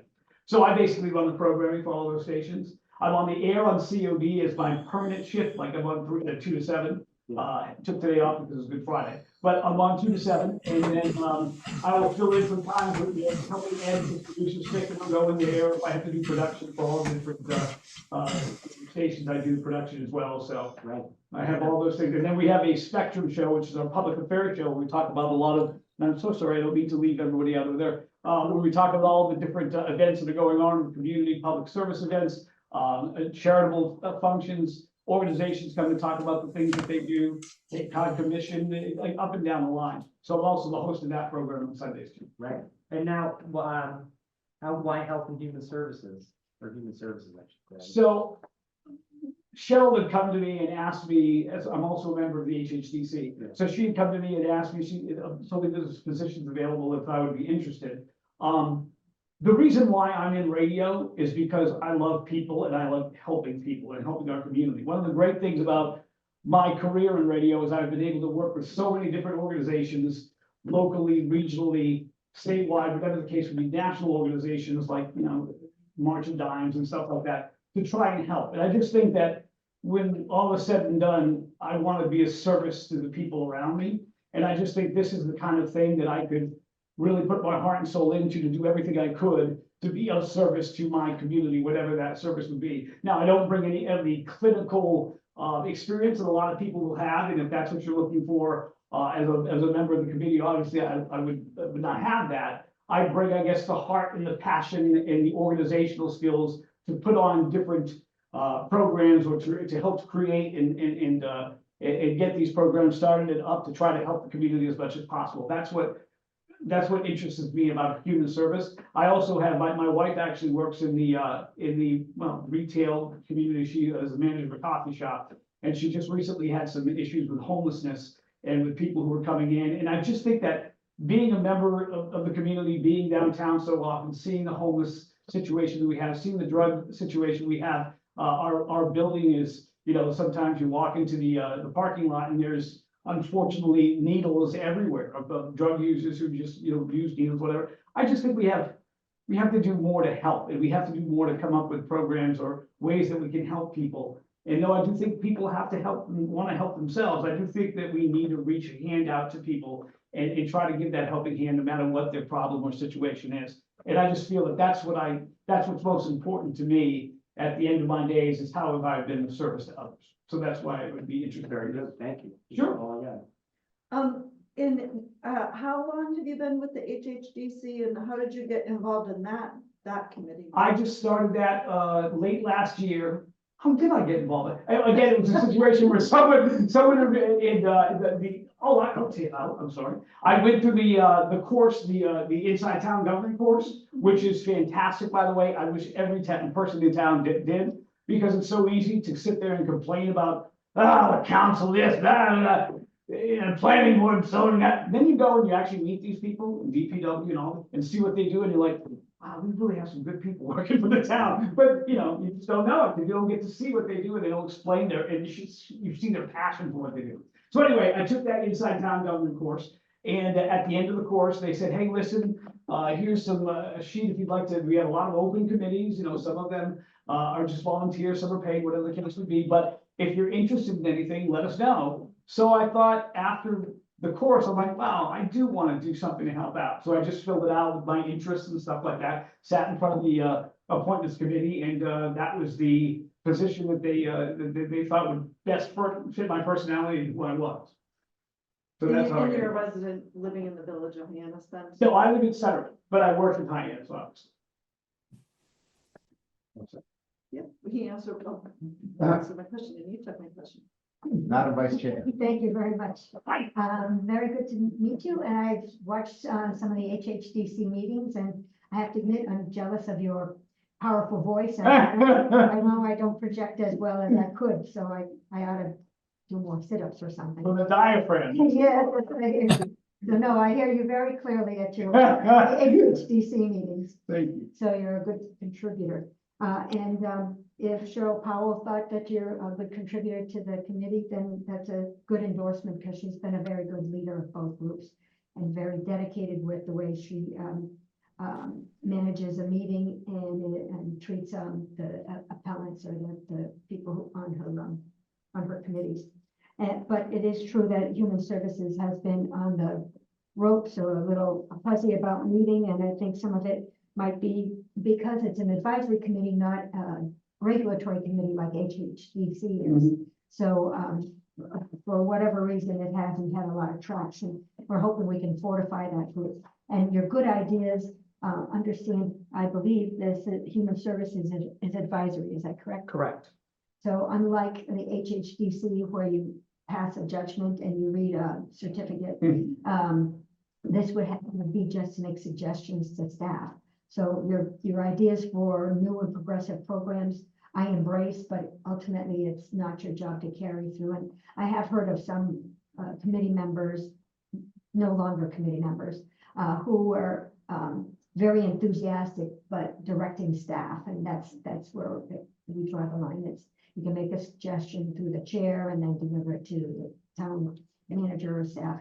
But ultimately, it's not your call to implement suggestions. Sure. But I think that your initiative about communications is something they could use.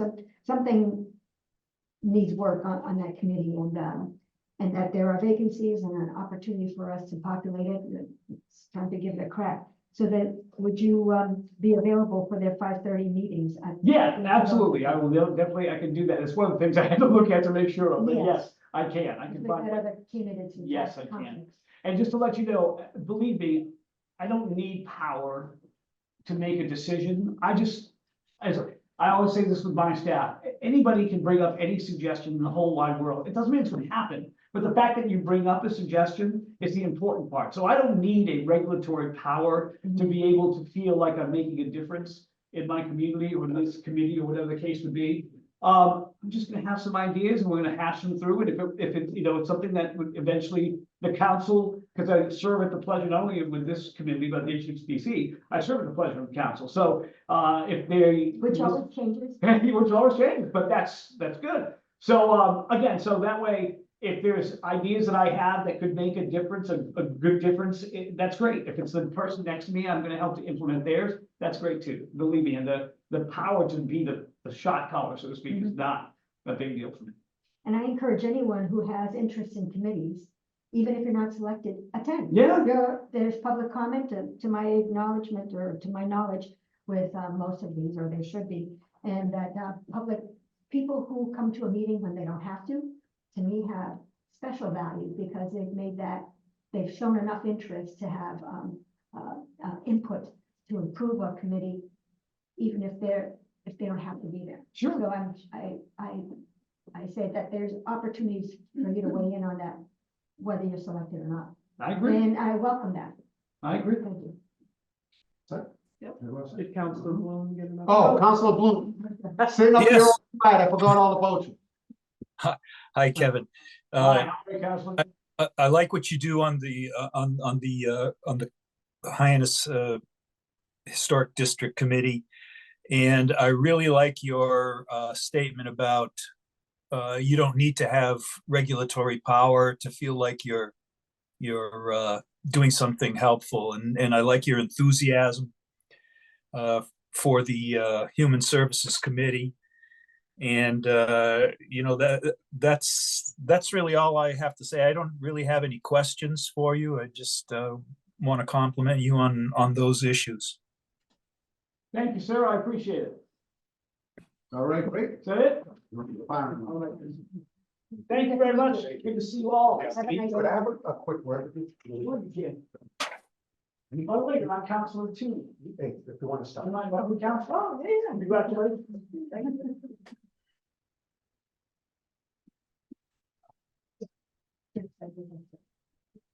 Yeah, Mr. Coon is, yeah, he had wanted. Thank you very much.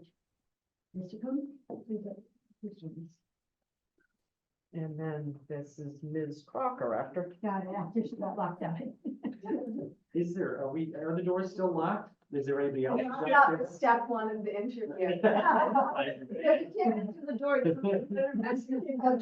Larry, this is Chris Coon. He's here for Hyannis Main Street Waterfront Historic District and Steamship Authority Port Council. Thank you, Cindy. Welcome, Mr. Coon. Thank you very much. No. It's a pleasure to be here. He's gonna reschedule. Okay, fine, sorry. All right, thank you, appreciate it. Okay. And thank you very much, Mr. Coon. And thanks for your interest in serving on the county. So I have you here for two positions. Are we just looking for one? Because we're looking for another appointee to the Steamship Authority. But there might be a conflict there. I believe there Oh, probably because is you're a already working. Yeah. I work for the That's Steamship right. I Authority. He works I for read them about it. and they have, according to their board, I was told they have a 1-year grace period. Yes, I Well, got that. just like we do in the With town. it, yes, I understand. Okay, so Hyannis Main Street Waterfront Historic District is what you're looking at. So I'm just a second. I'm not sure what the determination is on the possible conflict of interest.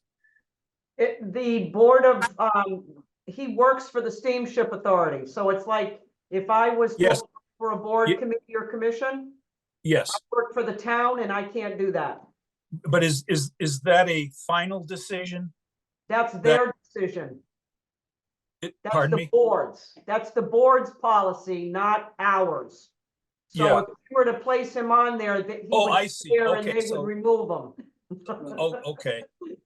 Okay, all right, I understand now. So, okay, so that means that the position on the Port Authority is something we can't rule on? We can't do it tonight. We do have an interview coming up in your April meeting for this position as well. There's another gentleman that put in for it, but he was unable to attend tonight. Okay, good. I'd also like to say one more thing. I think it was unfair in a way for Mr. Kuhn to have been slighted earlier. A person who brings an appeal against the committee has a right to do that. Everybody has a right to do that. It was definitely ruled that he had no standing, but you know, in a democracy, if a person doesn't have the right to make an appeal, and if that person is then slighted because he had no standing, that was the rule. That is democracy in action. There's nothing wrong with that, in my opinion. And I don't think he should be slighted for that. Well, unfortunately, that's public comment. Just like we're slighted and everybody's slighted in public comment, that's public comment. As Yeah. council, We don't debate public comment, Okay, all right? Hi, Mr. Kuhn, how are you? I'm well, thanks. That's good. And just so you know, Charlie, I didn't take it personally, and I didn't think I was being slighted by it. I was disappointed in the outcome, but it is what it is. And that's just how it went. So, I appreciate your thoughts. Thank you. All right, So here we go. You're chairing, so, okay. You sure? Okay. All right, my boilerplate question that I ask everybody is about compromise. As you know, there's a lot of divisive issues going on in town right now. And when you're sitting on that side of the table, it's important as somebody representing the town to be able to compromise, get along well with others. Maybe not agree, but not being disagreeable. We can't expect the public to be, agreeable if us that are representing the town on this side of the table are. So just in your professional life, nothing personal, just in your professional life, just maybe a quick anecdote about sometime you had the conference.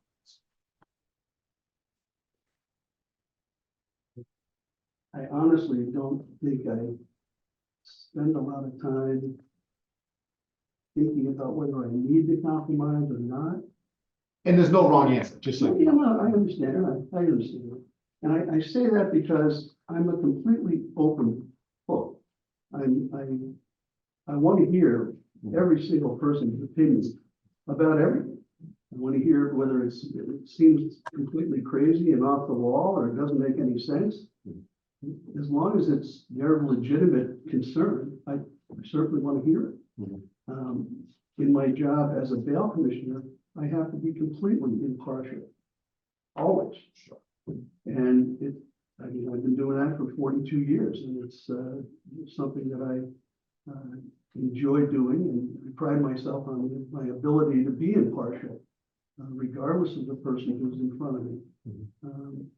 I want to hear the information. I want to be able to take it all in.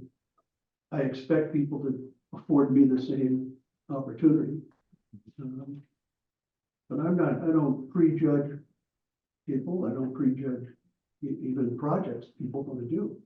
I don't prejudge it. I may not agree with it, but I'm very open to hear what they have to say and what they're trying to accomplish. So in terms of compromising, I think I probably compromise every day in my life without even realizing I'm doing it. I get along with most people pretty easily. It's just the way I was brought up. I try to be respectful. I have to be in my job as a bail commissioner. I have to be. My job at the Steamship Authority is I work in the parking lot. It's just kind of a retirement thing, and it gets me out of the house, gives me something to do. And I socialize with people, and I try to be helpful down there, which is sometimes I find a little difficult, only because there's some challenges there. That's a whole other story. But I've been on the applicant side. When I was a property owner on Main Street in Hyannis, I came before the historic. I've come before conservation. I've sat on the conservation board. I've worn the hats on both sides, so I understand it. I get it. Since you've worn the hat on both sides, you probably have a very unique insight. So in your opinion, what is something we can do to make the rules and regulations more clear, more streamlined, so people understand, about exactly, this is what I have to do? Because there's always ambiguity, and it doesn't mean anybody's doing anything wrong, but there's always ambiguity there. Right. So since you've worn both hats, and I usually don't do follow-ups to this question, but you have a unique perspective.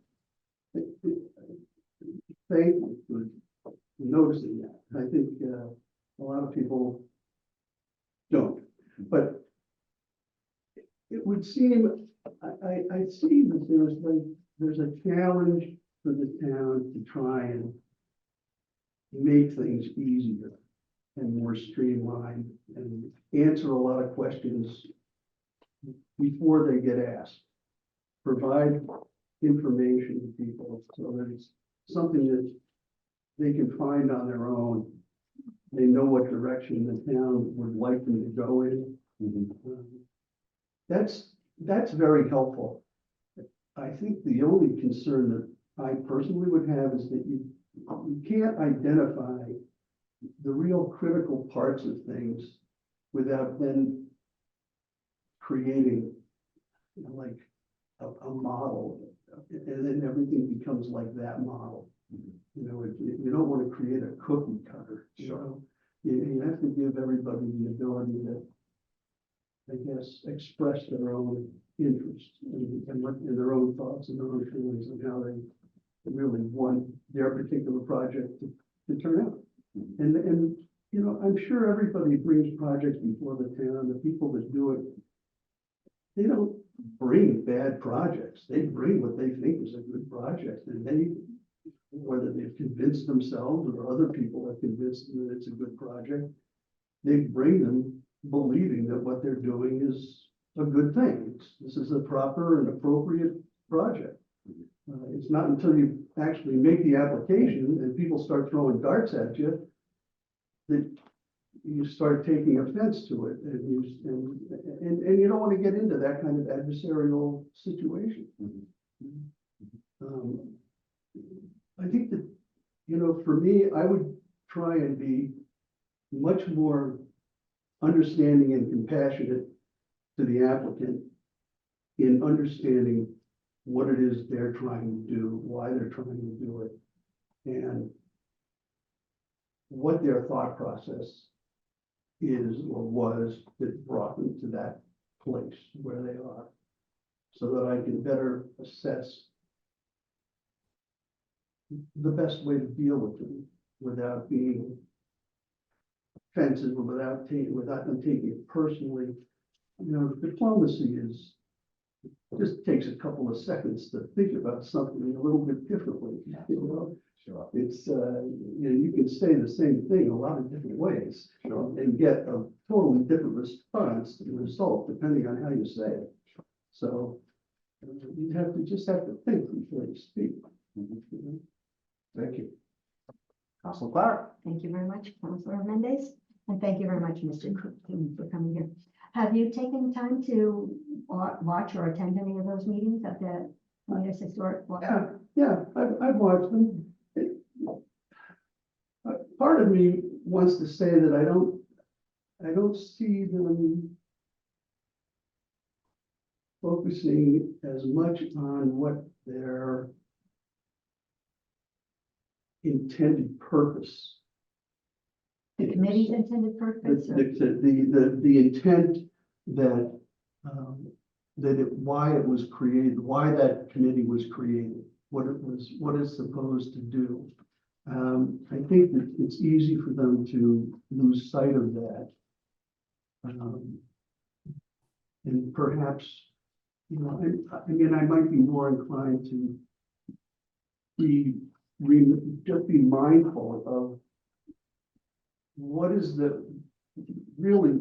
what is it that we're trying to accomplish, and it's been an effort that's been ongoing for decades and decades and decades. You know, and I would have to honor that from prior councils, prior selectmen, you know, going back decades.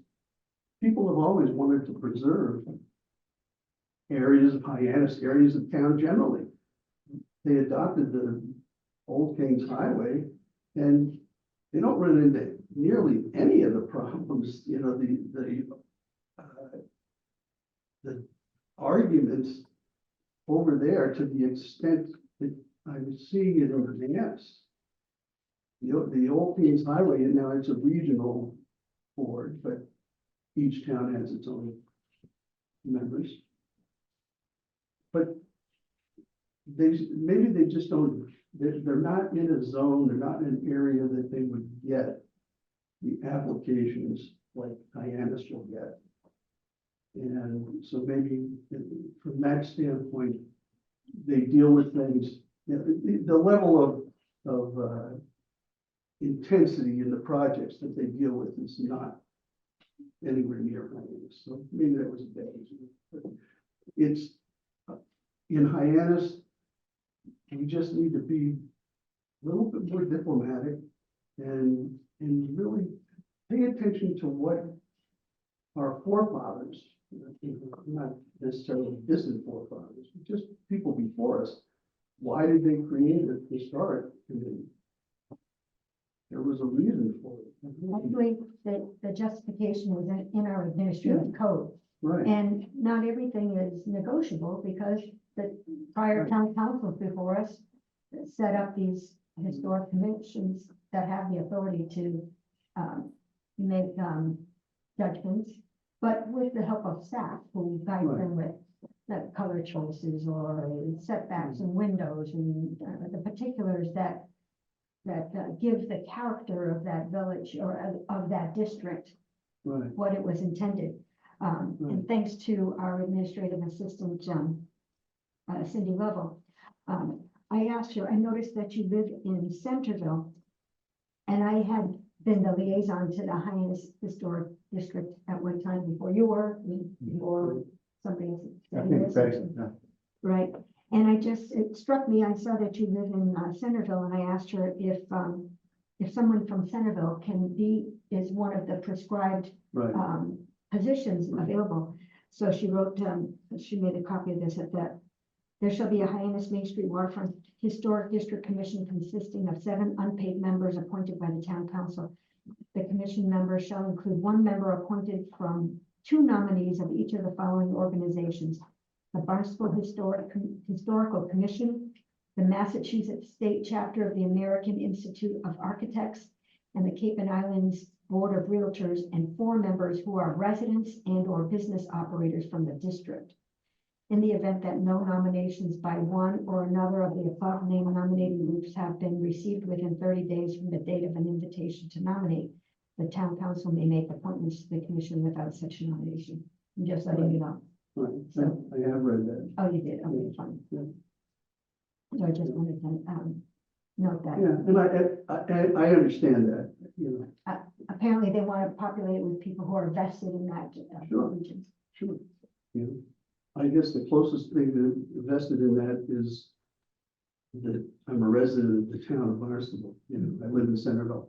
I work in Hyannis. Understand. That probably would be the closest you could get. Right. You know, I understand. All right, thank you very much. You're welcome. Councilor Burke. Hello. I'm just curious about, it's not necessarily related to this commission or the authority or whatever, but bail commissioner. That's what, has been your profession these 40 years and you're still carrying on. It's now, is that to the county? The district court? Hey, recently it's now through the trial court, but prior it's always been through the Superior Court. It is the police have the power to arrest people. And because people are innocent until proven guilty, they are entitled, they have a right to be admitted to bail. And when the court is not in session, They call you. they need somebody who doesn't mind getting called at 2 or 3 or 4 in the morning to determine the terms of that person's release. And frankly, honestly, when I leave here, I'm going up to the Barnstable police station to let people out. Right. So, And so it's interesting. This is just for my own entertainment. Sure. So, and what you're appointed by the trial court judge or the Superior Court. Right. And then you serve at the pleasure of the court. Correct. And you just it's kind of like a justice of the peace scenario where you say, well, you'll win. Yeah. You say, these are the guidelines. This is how much you want. These are your terms. And is it reviewed by the judge at the? I review the person's criminal history. Right. The nature of the crime, all of the particulars involved in that crime, and whether they've ever defaulted before or not shown up for court, Is there an issue with them today? There's a lot, like globally today, there's a big problem with domestic violence. So you want to make sure that the person's isn't going to go back and continue the violence. So you have to weigh everything, and then you make a decision as to whether or not the person can be released, and if so, under what conditions. Interesting. And that was your profession, or was there another side to it, or like No. anything else? This is what you've done all these years. I've done it since 1982. No kidding. I had no idea it even existed. I had no idea what it was. Well, obviously I didn't either, so. So we've never been arrested. They don't need a laws. So, But so that was about the size of my questions. You covered everything else pretty well, but I was just curious. You opened up a whole can of worms. Now I have 40 questions. Right? Is it done by the table? Is it something you need to follow? Right. Or whatever? That's cool. It's interesting. Good But podcast. Yeah. you can write a book about it. But, and my other question is, it says you formerly owned property on Main Street. correct. And what would that have been? And when It, did you have that? from the Federated Church to Barnstable Road, down Barnstable Road to, it was a bridal shop. I don't know what's there now. And was that a piece of open land at the time? No, the Bass River Savings Bank building was there. Yeah, there were many parcels. Each building was sat on its own parcel. Right. And some of them were leased under a long-term land lease to the Mayflower Trust. They had a 75-year lease on it. And then there were other parcels and buildings there that were not subject to the lease. So Right. those were, we owned those and I managed it all. And through a family trust or? It was property that my wife's great-great-grandfather purchased. He amassed it back in the late 1800s. Right. And in fact, he was a selectman, Howard Parker, he was a selectman here for 30-something years. He was one of the longest serving selectmen. And when my wife and I got together, we just started acquiring everybody's interest in it. Right. And so we ended up being the sold. majority owner of it. And then it all was sold. And then then I sold it off to Mr. Pappas from Cotuit, and he owns it now. Peter Pappas? I don't believe it's Peter. Oh, just everyone. I'm just curious. Yeah. Again, questions for Yeah. my own entertainment. I was just interested in that. And I'm sorry, Christine. No, that was one of my questions. Oh, Jill. One of my questions. And as far as when was it that your wife's family, this trust of land, when was that dissolved or sold off or whatever the I rate? sold that in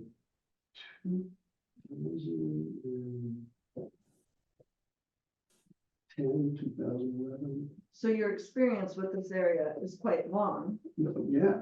Considering- I owned it. I know you don't live Yeah. in, maybe you don't live in Right. in the district, but on the same hand, you had a lot of experience along the way leading up to, you're still a resident here, you still participate here, you work down the road, you I probably joined the serve a pit, lot of people that you know. unfortunately in your bail bonds business here, you're dealing with those people who might live in this district or, I mean. I do a I'm sure you lot of have- people that live in this. district. Yeah, so I'm sure you have some intimate connections as far as your concern for how Yeah. this area, having been here for so many years, Sure, would carry on in the efforts of the Absolutely. HDC. absolutely. I have maybe based on the fact that I had owned this property for many, many years. I mean, I just have a kind of, it's almost like an innate desire to see Hyannis be a great village. You know, it's just part of me. I enjoy it. And I think the eclectic nature of it is part of its beauty. It's the hub of the Cape. Hyannis is, it's kind of like it's a jewel that needs some polishing. And it just needs to be, I think it needs to be tweaked in baby steps, little at a time. I was very happy to read that the town was gonna be offering some, we call it was grant money or just loans for people to make improvements to the front of their buildings. A great idea, a great idea. Clearly, waiting for the property owner to do it hasn't worked. So the only thing wrong with that is it was like there was a very brief window to apply, and then and it lasted for a fair, it didn't last all that long either. It didn't go on long. It should, in my opinion, would be just have it there all the time, Well, that might not be the. It may not, that might be fiscally may state not or be. Federal or something. Right, I understand the finances involved in it, but it would be great if there was that kind of an opportunity for property owners to do that, and then you could see improvements get made.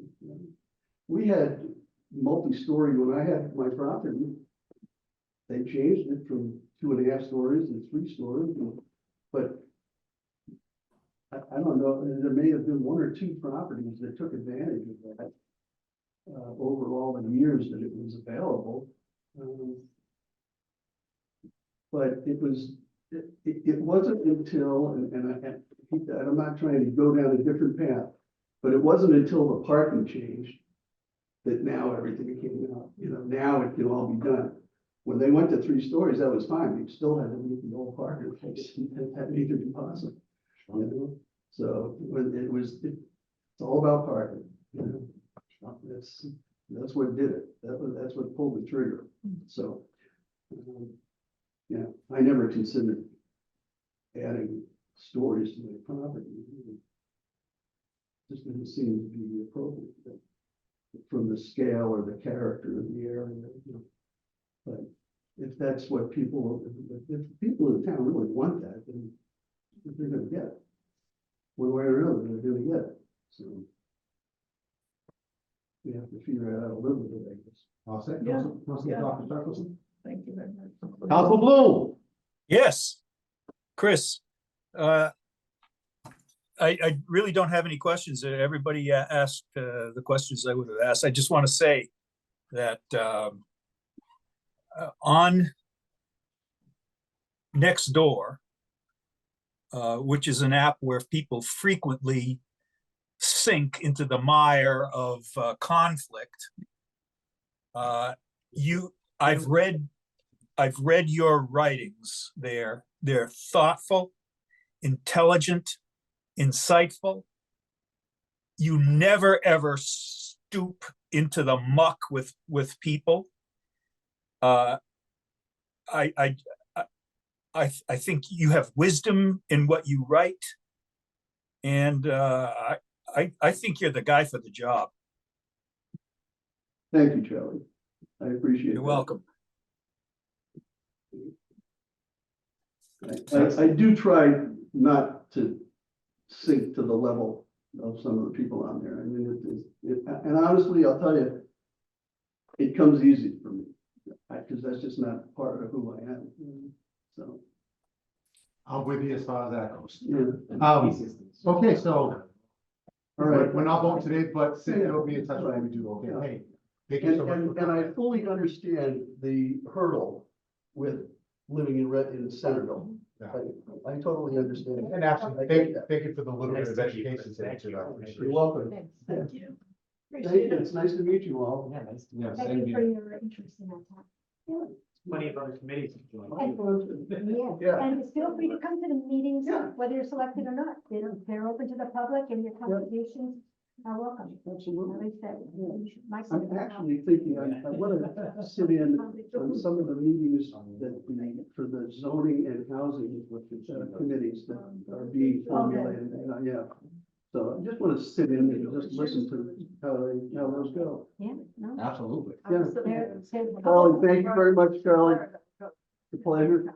Public comment Take care. is part of all of those, is prescribed to be part of those meetings, so Right. we'll have an opportunity to help Yeah. with suggestions. Thank you. All right, thanks again. Very nice meeting. You're welcome. It's very nice to meet you too. Take care. Good luck. Thanks. See you, Chris, thank you. Good night. Wendy Proctor. A name that's not too familiar around here, Proctor. Well, How it's a good thing, right? are you? Oh, I'm Jeff, by the way. I'm Wendy. Nice. You're Wendy. Separate. Hi, Nice to meet you. Friday, never fun to be the closer, right? That's right, you have to bring us pizza and beer now. Okay. No. $50. Yeah. Wendy Proctor, was it Human Services Committee? Yes, Human Service guy, did with my glasses. that's okay. So. A normal question? Okay. Consensus. I've heard it a few times. You can probably recite it yourself. Well, no, and that's okay. I think it's an important question that we all have on our minds and how we practice our daily lives. I'm an LICSW, licensed clinical social worker, and I think that, you know, we always have to compromise and reaching consensus. We're not always going to see things the same way. I thought Kevin was really impressive. He had a lot of energy and enthusiasm. And he said he was talking about compromise, meaning that not everybody's going to give a little something. And I agree with him, but sometimes I think we need to focus on what we're gaining from it. You know, instead of feeling like this is what I've lost, you know, a collaboration. I think culturally we've lost so much in the way of civility. You know, we really have it. And it's, to me, it's heartbreaking. I'm an older mom. You know, I see a younger generation and you know what, people just say it and don't take responsibility for how it's presented.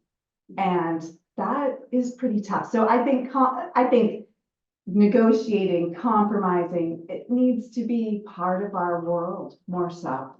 It's, I mean, and certainly as a clinician, you know, I hear things all the time. I don't have to be in agreement with it. I have to be objective and I have to help somebody grow from the experience. You know, just to kind of piggyback on what you said, the reason why I asked this question is that as my family's been down here for generations. And there's always been differences. But it's never been like it's been now. When I was in California, I usually don't watch the meetings after the meetings I attend, but I wasn't at this whole meeting, so I watched the meeting. And I was thoroughly embarrassed. So it made me go back and watch a couple others. And like I said, my parents, other parents would be diametrically opposed politically. But it was never like it is now. It's this, I don't recognize this now. I really don't. And that's why I asked that question. Because we don't have to see eye to eye politically. That's fine. But there's no reason to be mean. There's no reason to shout down people. And, you know, just the disdain. Yeah. You know, when everybody wants the same thing, what's best for the town. And that's why I asked that question, because to me, it's important to me. It's important. I still recognize this town. I still hold that optimism. And, but I understand what you're saying. I get it. You know, it's very sad to me. Maybe when it was a smaller community and you saw one another in the grocery store or at the post office, you would think twice about how you spoke to another person. And it's not about agreeing whether it's political or otherwise. We might not share the same point of view, but I think we can respectfully agree to disagree. That's You know, and to have the self-respect and respect for our neighbors. Absolutely. You know, maybe because our community is larger. I think the other piece, and it was actually one of my questions about the Human Service Committee. I think when we sit in space together, you know, I'm a clinician that I work with youth. And I think during the pandemic, we switched a lot to telehealth. And I worked very hard. I mean, because I work with small children and I work with teenagers, I worked very hard to meet with my clients in person because we lost a lot. You know, sometimes I'm the only person somebody would see in a month. You know, so I would bundle up and I'd go in the back parking lot and we'd sit 20 feet apart and do what we had to do, or we'd play at a park. But I just feel like when we're in the same space, we honor each other in a different way. And one of my questions about the Human Service Committee, I did go back and I looked at the notes, and I watched some of the video, but it seemed like they weren't meeting in person. And I just wondered why that was, because maybe that, and it might not be applicable to the Human Services Committee, but I think when we gather together, you know, physically we're in the same space, and it's always a reminder of we're working toward the same goal. We might not see the same goal, but we can collaborate. I can't answer for that committee in particular, but I can answer for other committees that I was a member of post-COVID, because that's when I became a council, it was right towards the tail end of COVID. Okay. To be honest with you, a lot of people just got used to sitting at home. And to me, even on the council level, I don't like Zoom, I don't like any of that, because you need those interpersonal interactions in order to be effective. And when you're on Zoom, a lot of things can be misinterpreted, because body language is just as important as your words. So I think it's important to face each other, have a debate or have a conversation. But like I said, as far as your question goes, a lot of people just got used to sitting at home and doing it. And that's the only rationale, because I was a member of another committee where as a liaison, I don't have a vote, but they voted on meeting in person. They chose to still meet in Zoom because it's convenient. Yeah. Legally, they can until 2025. And then the town has to have a policy in place for each board, committee, or and commission to say whether they're gonna be strictly Zoom, in person, or like this, Okay. hybrid. My suggestion, because I'm the clerk, I will reach out to Cheryl and say that it's, because you're not the only person I've heard it from on that committee, they'd like to meet in person.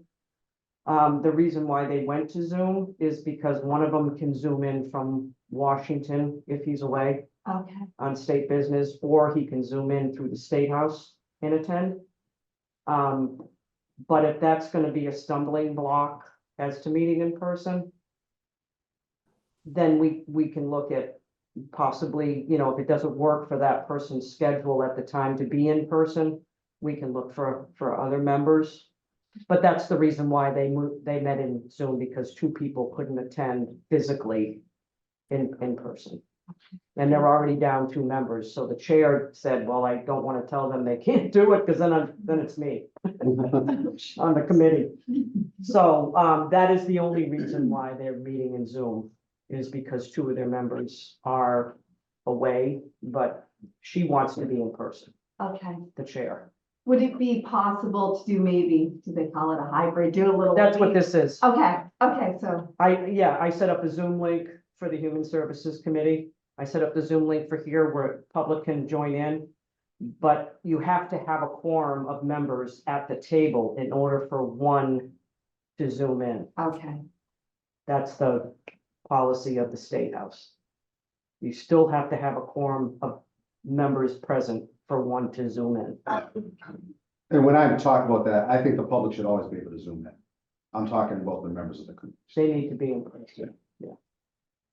Councilor Tharp. Thank you very much, Councilor Mendes. You have very impressive credentials. Thank you very much. I'm very glad to see that you took the time to watch or pick up the notes, even though they're meager, the notes in the video, to find out what the nature of the work is that, or the issues that the Human Services Committee addresses. So kudos to you for taking that time and interest. That means a lot. What is it that you think you can bring? I know that you're a licensed social worker, but how do you think you can contribute to this community? Let's see. Well, you know, I'm a longtime resident of Barnstable. I came back after being in Western Mass for a while. North Adams. Yeah. Not that it's called that anymore. But No. well, North Adams State is called Mass College of Liberal Arts now. But you know, I think what I can bring, I have a lot of energy. I have strong communication skills. I love Barnstable. This is my home, you know, and I have a 10-year-old and this is his home. My aging parents are in this community. And I want to make a difference. I feel like I'm at a point in my life that I have the room, you know, when he was younger and life was super busy trying to work full time and raise a child, it's very different. But I feel like the space is opened up and I want to serve my community and give back. That's great. It's important to me. Councilor Burke? I don't have any questions. I covered it all, at least. Councilor Turner? I really had a question. Let me give you 1 second. My brain doesn't. You want to go to Charlie or do you want to? Yeah, go to Charlotte. That's. All right. Well, I just want to say that I really have a lot of admiration for someone who gets an MSW.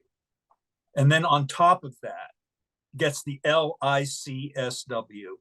That is an accomplishment in the field. That is not an easy thing to achieve. And so I really admire what you've done. And people might think, they see the letters MSW, LICSW. It's first of all, the Masters in Social Work is a multi-year thing. You can't, go and get it, at night, and be finished with it in one year. It's a multi-year degree, even though it's a master's degree. You have to do a lot of work to achieve it. And then to be recognized by the Commonwealth of Massachusetts that you can work independently on your own, collect any kind of insurance you want to collect, is quite an achievement. And I'm looking at your resume and I think you're the person for the job. Thank you. Thank you for your kindness. It's been, I feel like I had to dust off the cobwebs. I've been on my own in private practice, but I think I am at heart a social worker, so to speak. And in my field, that's always a commitment to the community. You know what? I didn't get there on my own. I had a lot of support and I had some really great people that gave me time and clinical supervision. I did a lot of work in the Falmouth community and Mashpee, and I'd be excited to contribute to my home community. This is where I was born and raised. You all set, Councilor Bloom? All set. I repeated my questions. The reason I couldn't remember it, they were already all.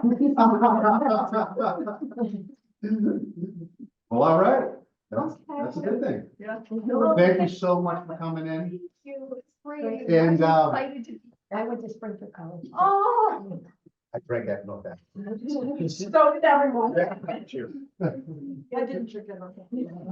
Good. So Cynthia will be in touch. Okay. Okay, thanks Thank you again. all. Thanks Okay. for your time on Friday night. He's back. How's it going? Good.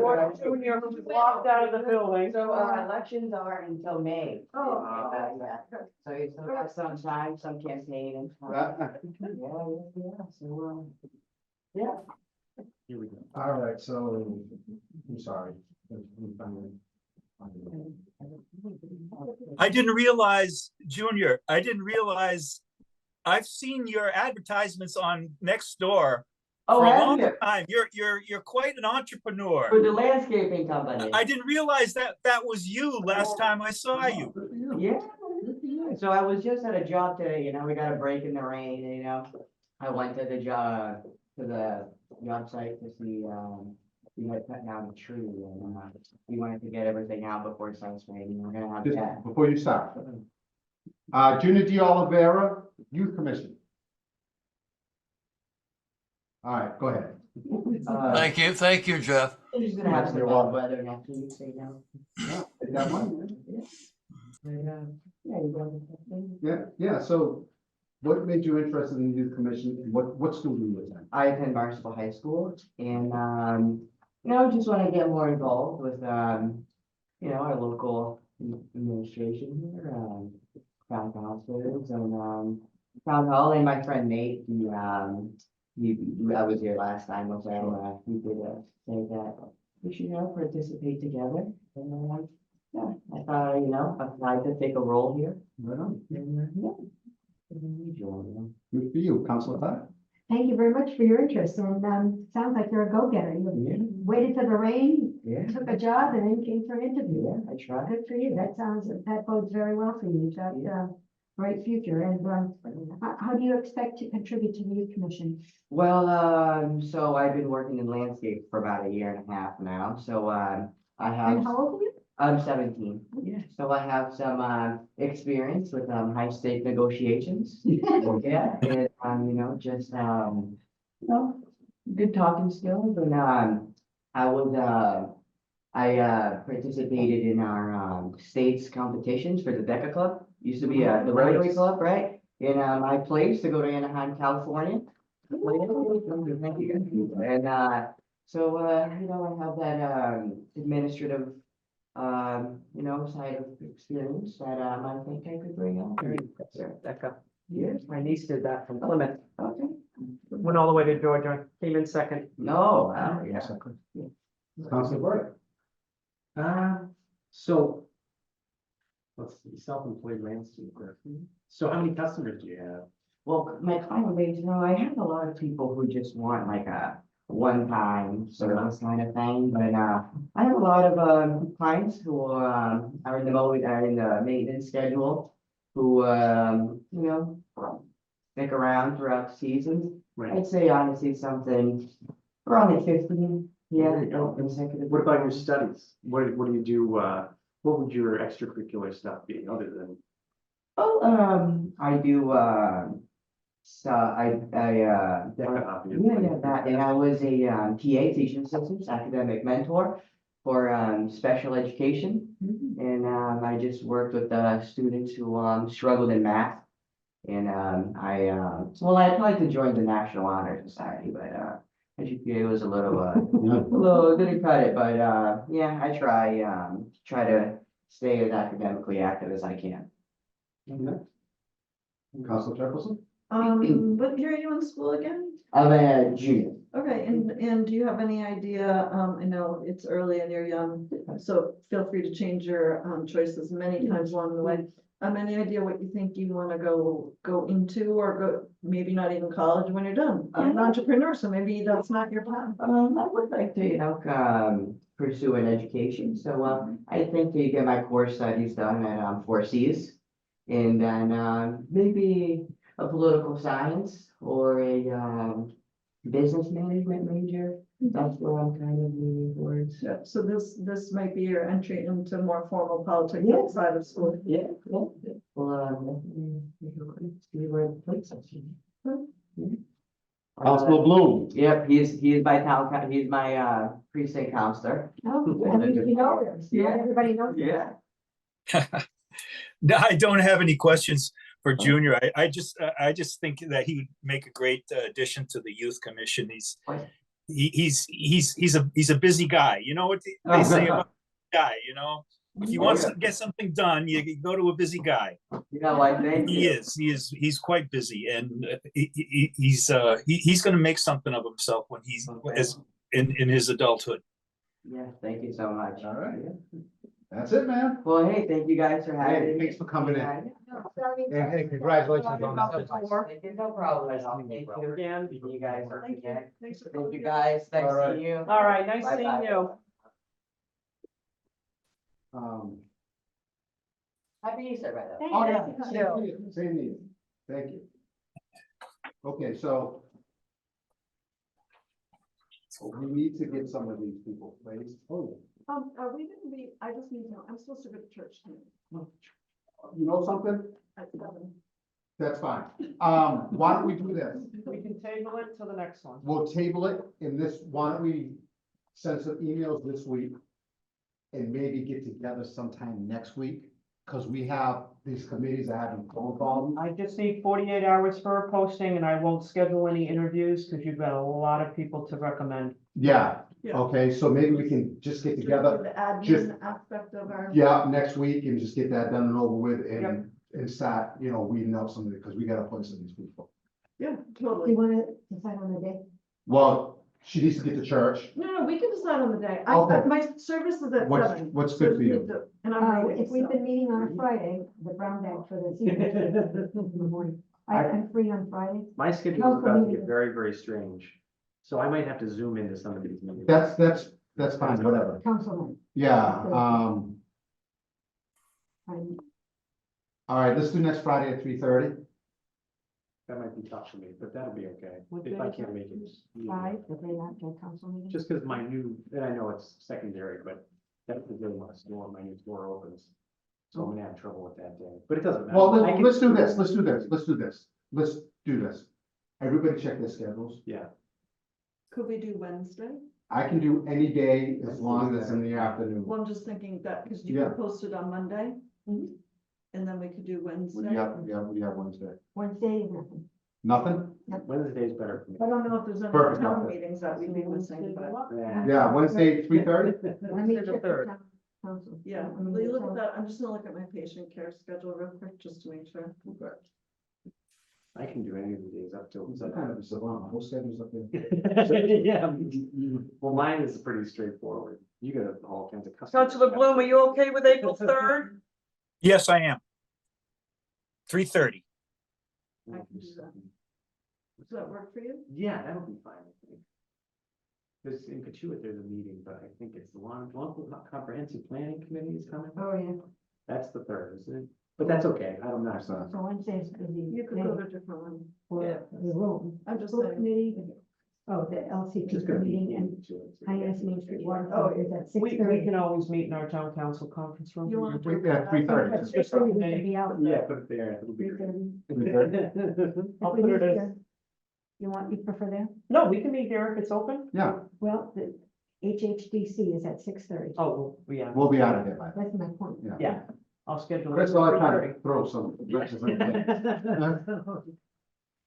Somebody want to make a motion to adjourn? Make a Well, motion to adjourn. Did we- There you go. Oh, wait, We wait, can vote get the on, minutes. well, vote on the 3rd, or which is just a decision. Just a decision for the next date, yeah. Make a motion to adjourn. Second. Roll call, Counselor Turkelson, Present? Yes. Burdick, Yes. Mendez, Yes. Clark, Yes. Bloom. Yes. You are adjourned at 6:22 PM. Charlie, I'm gonna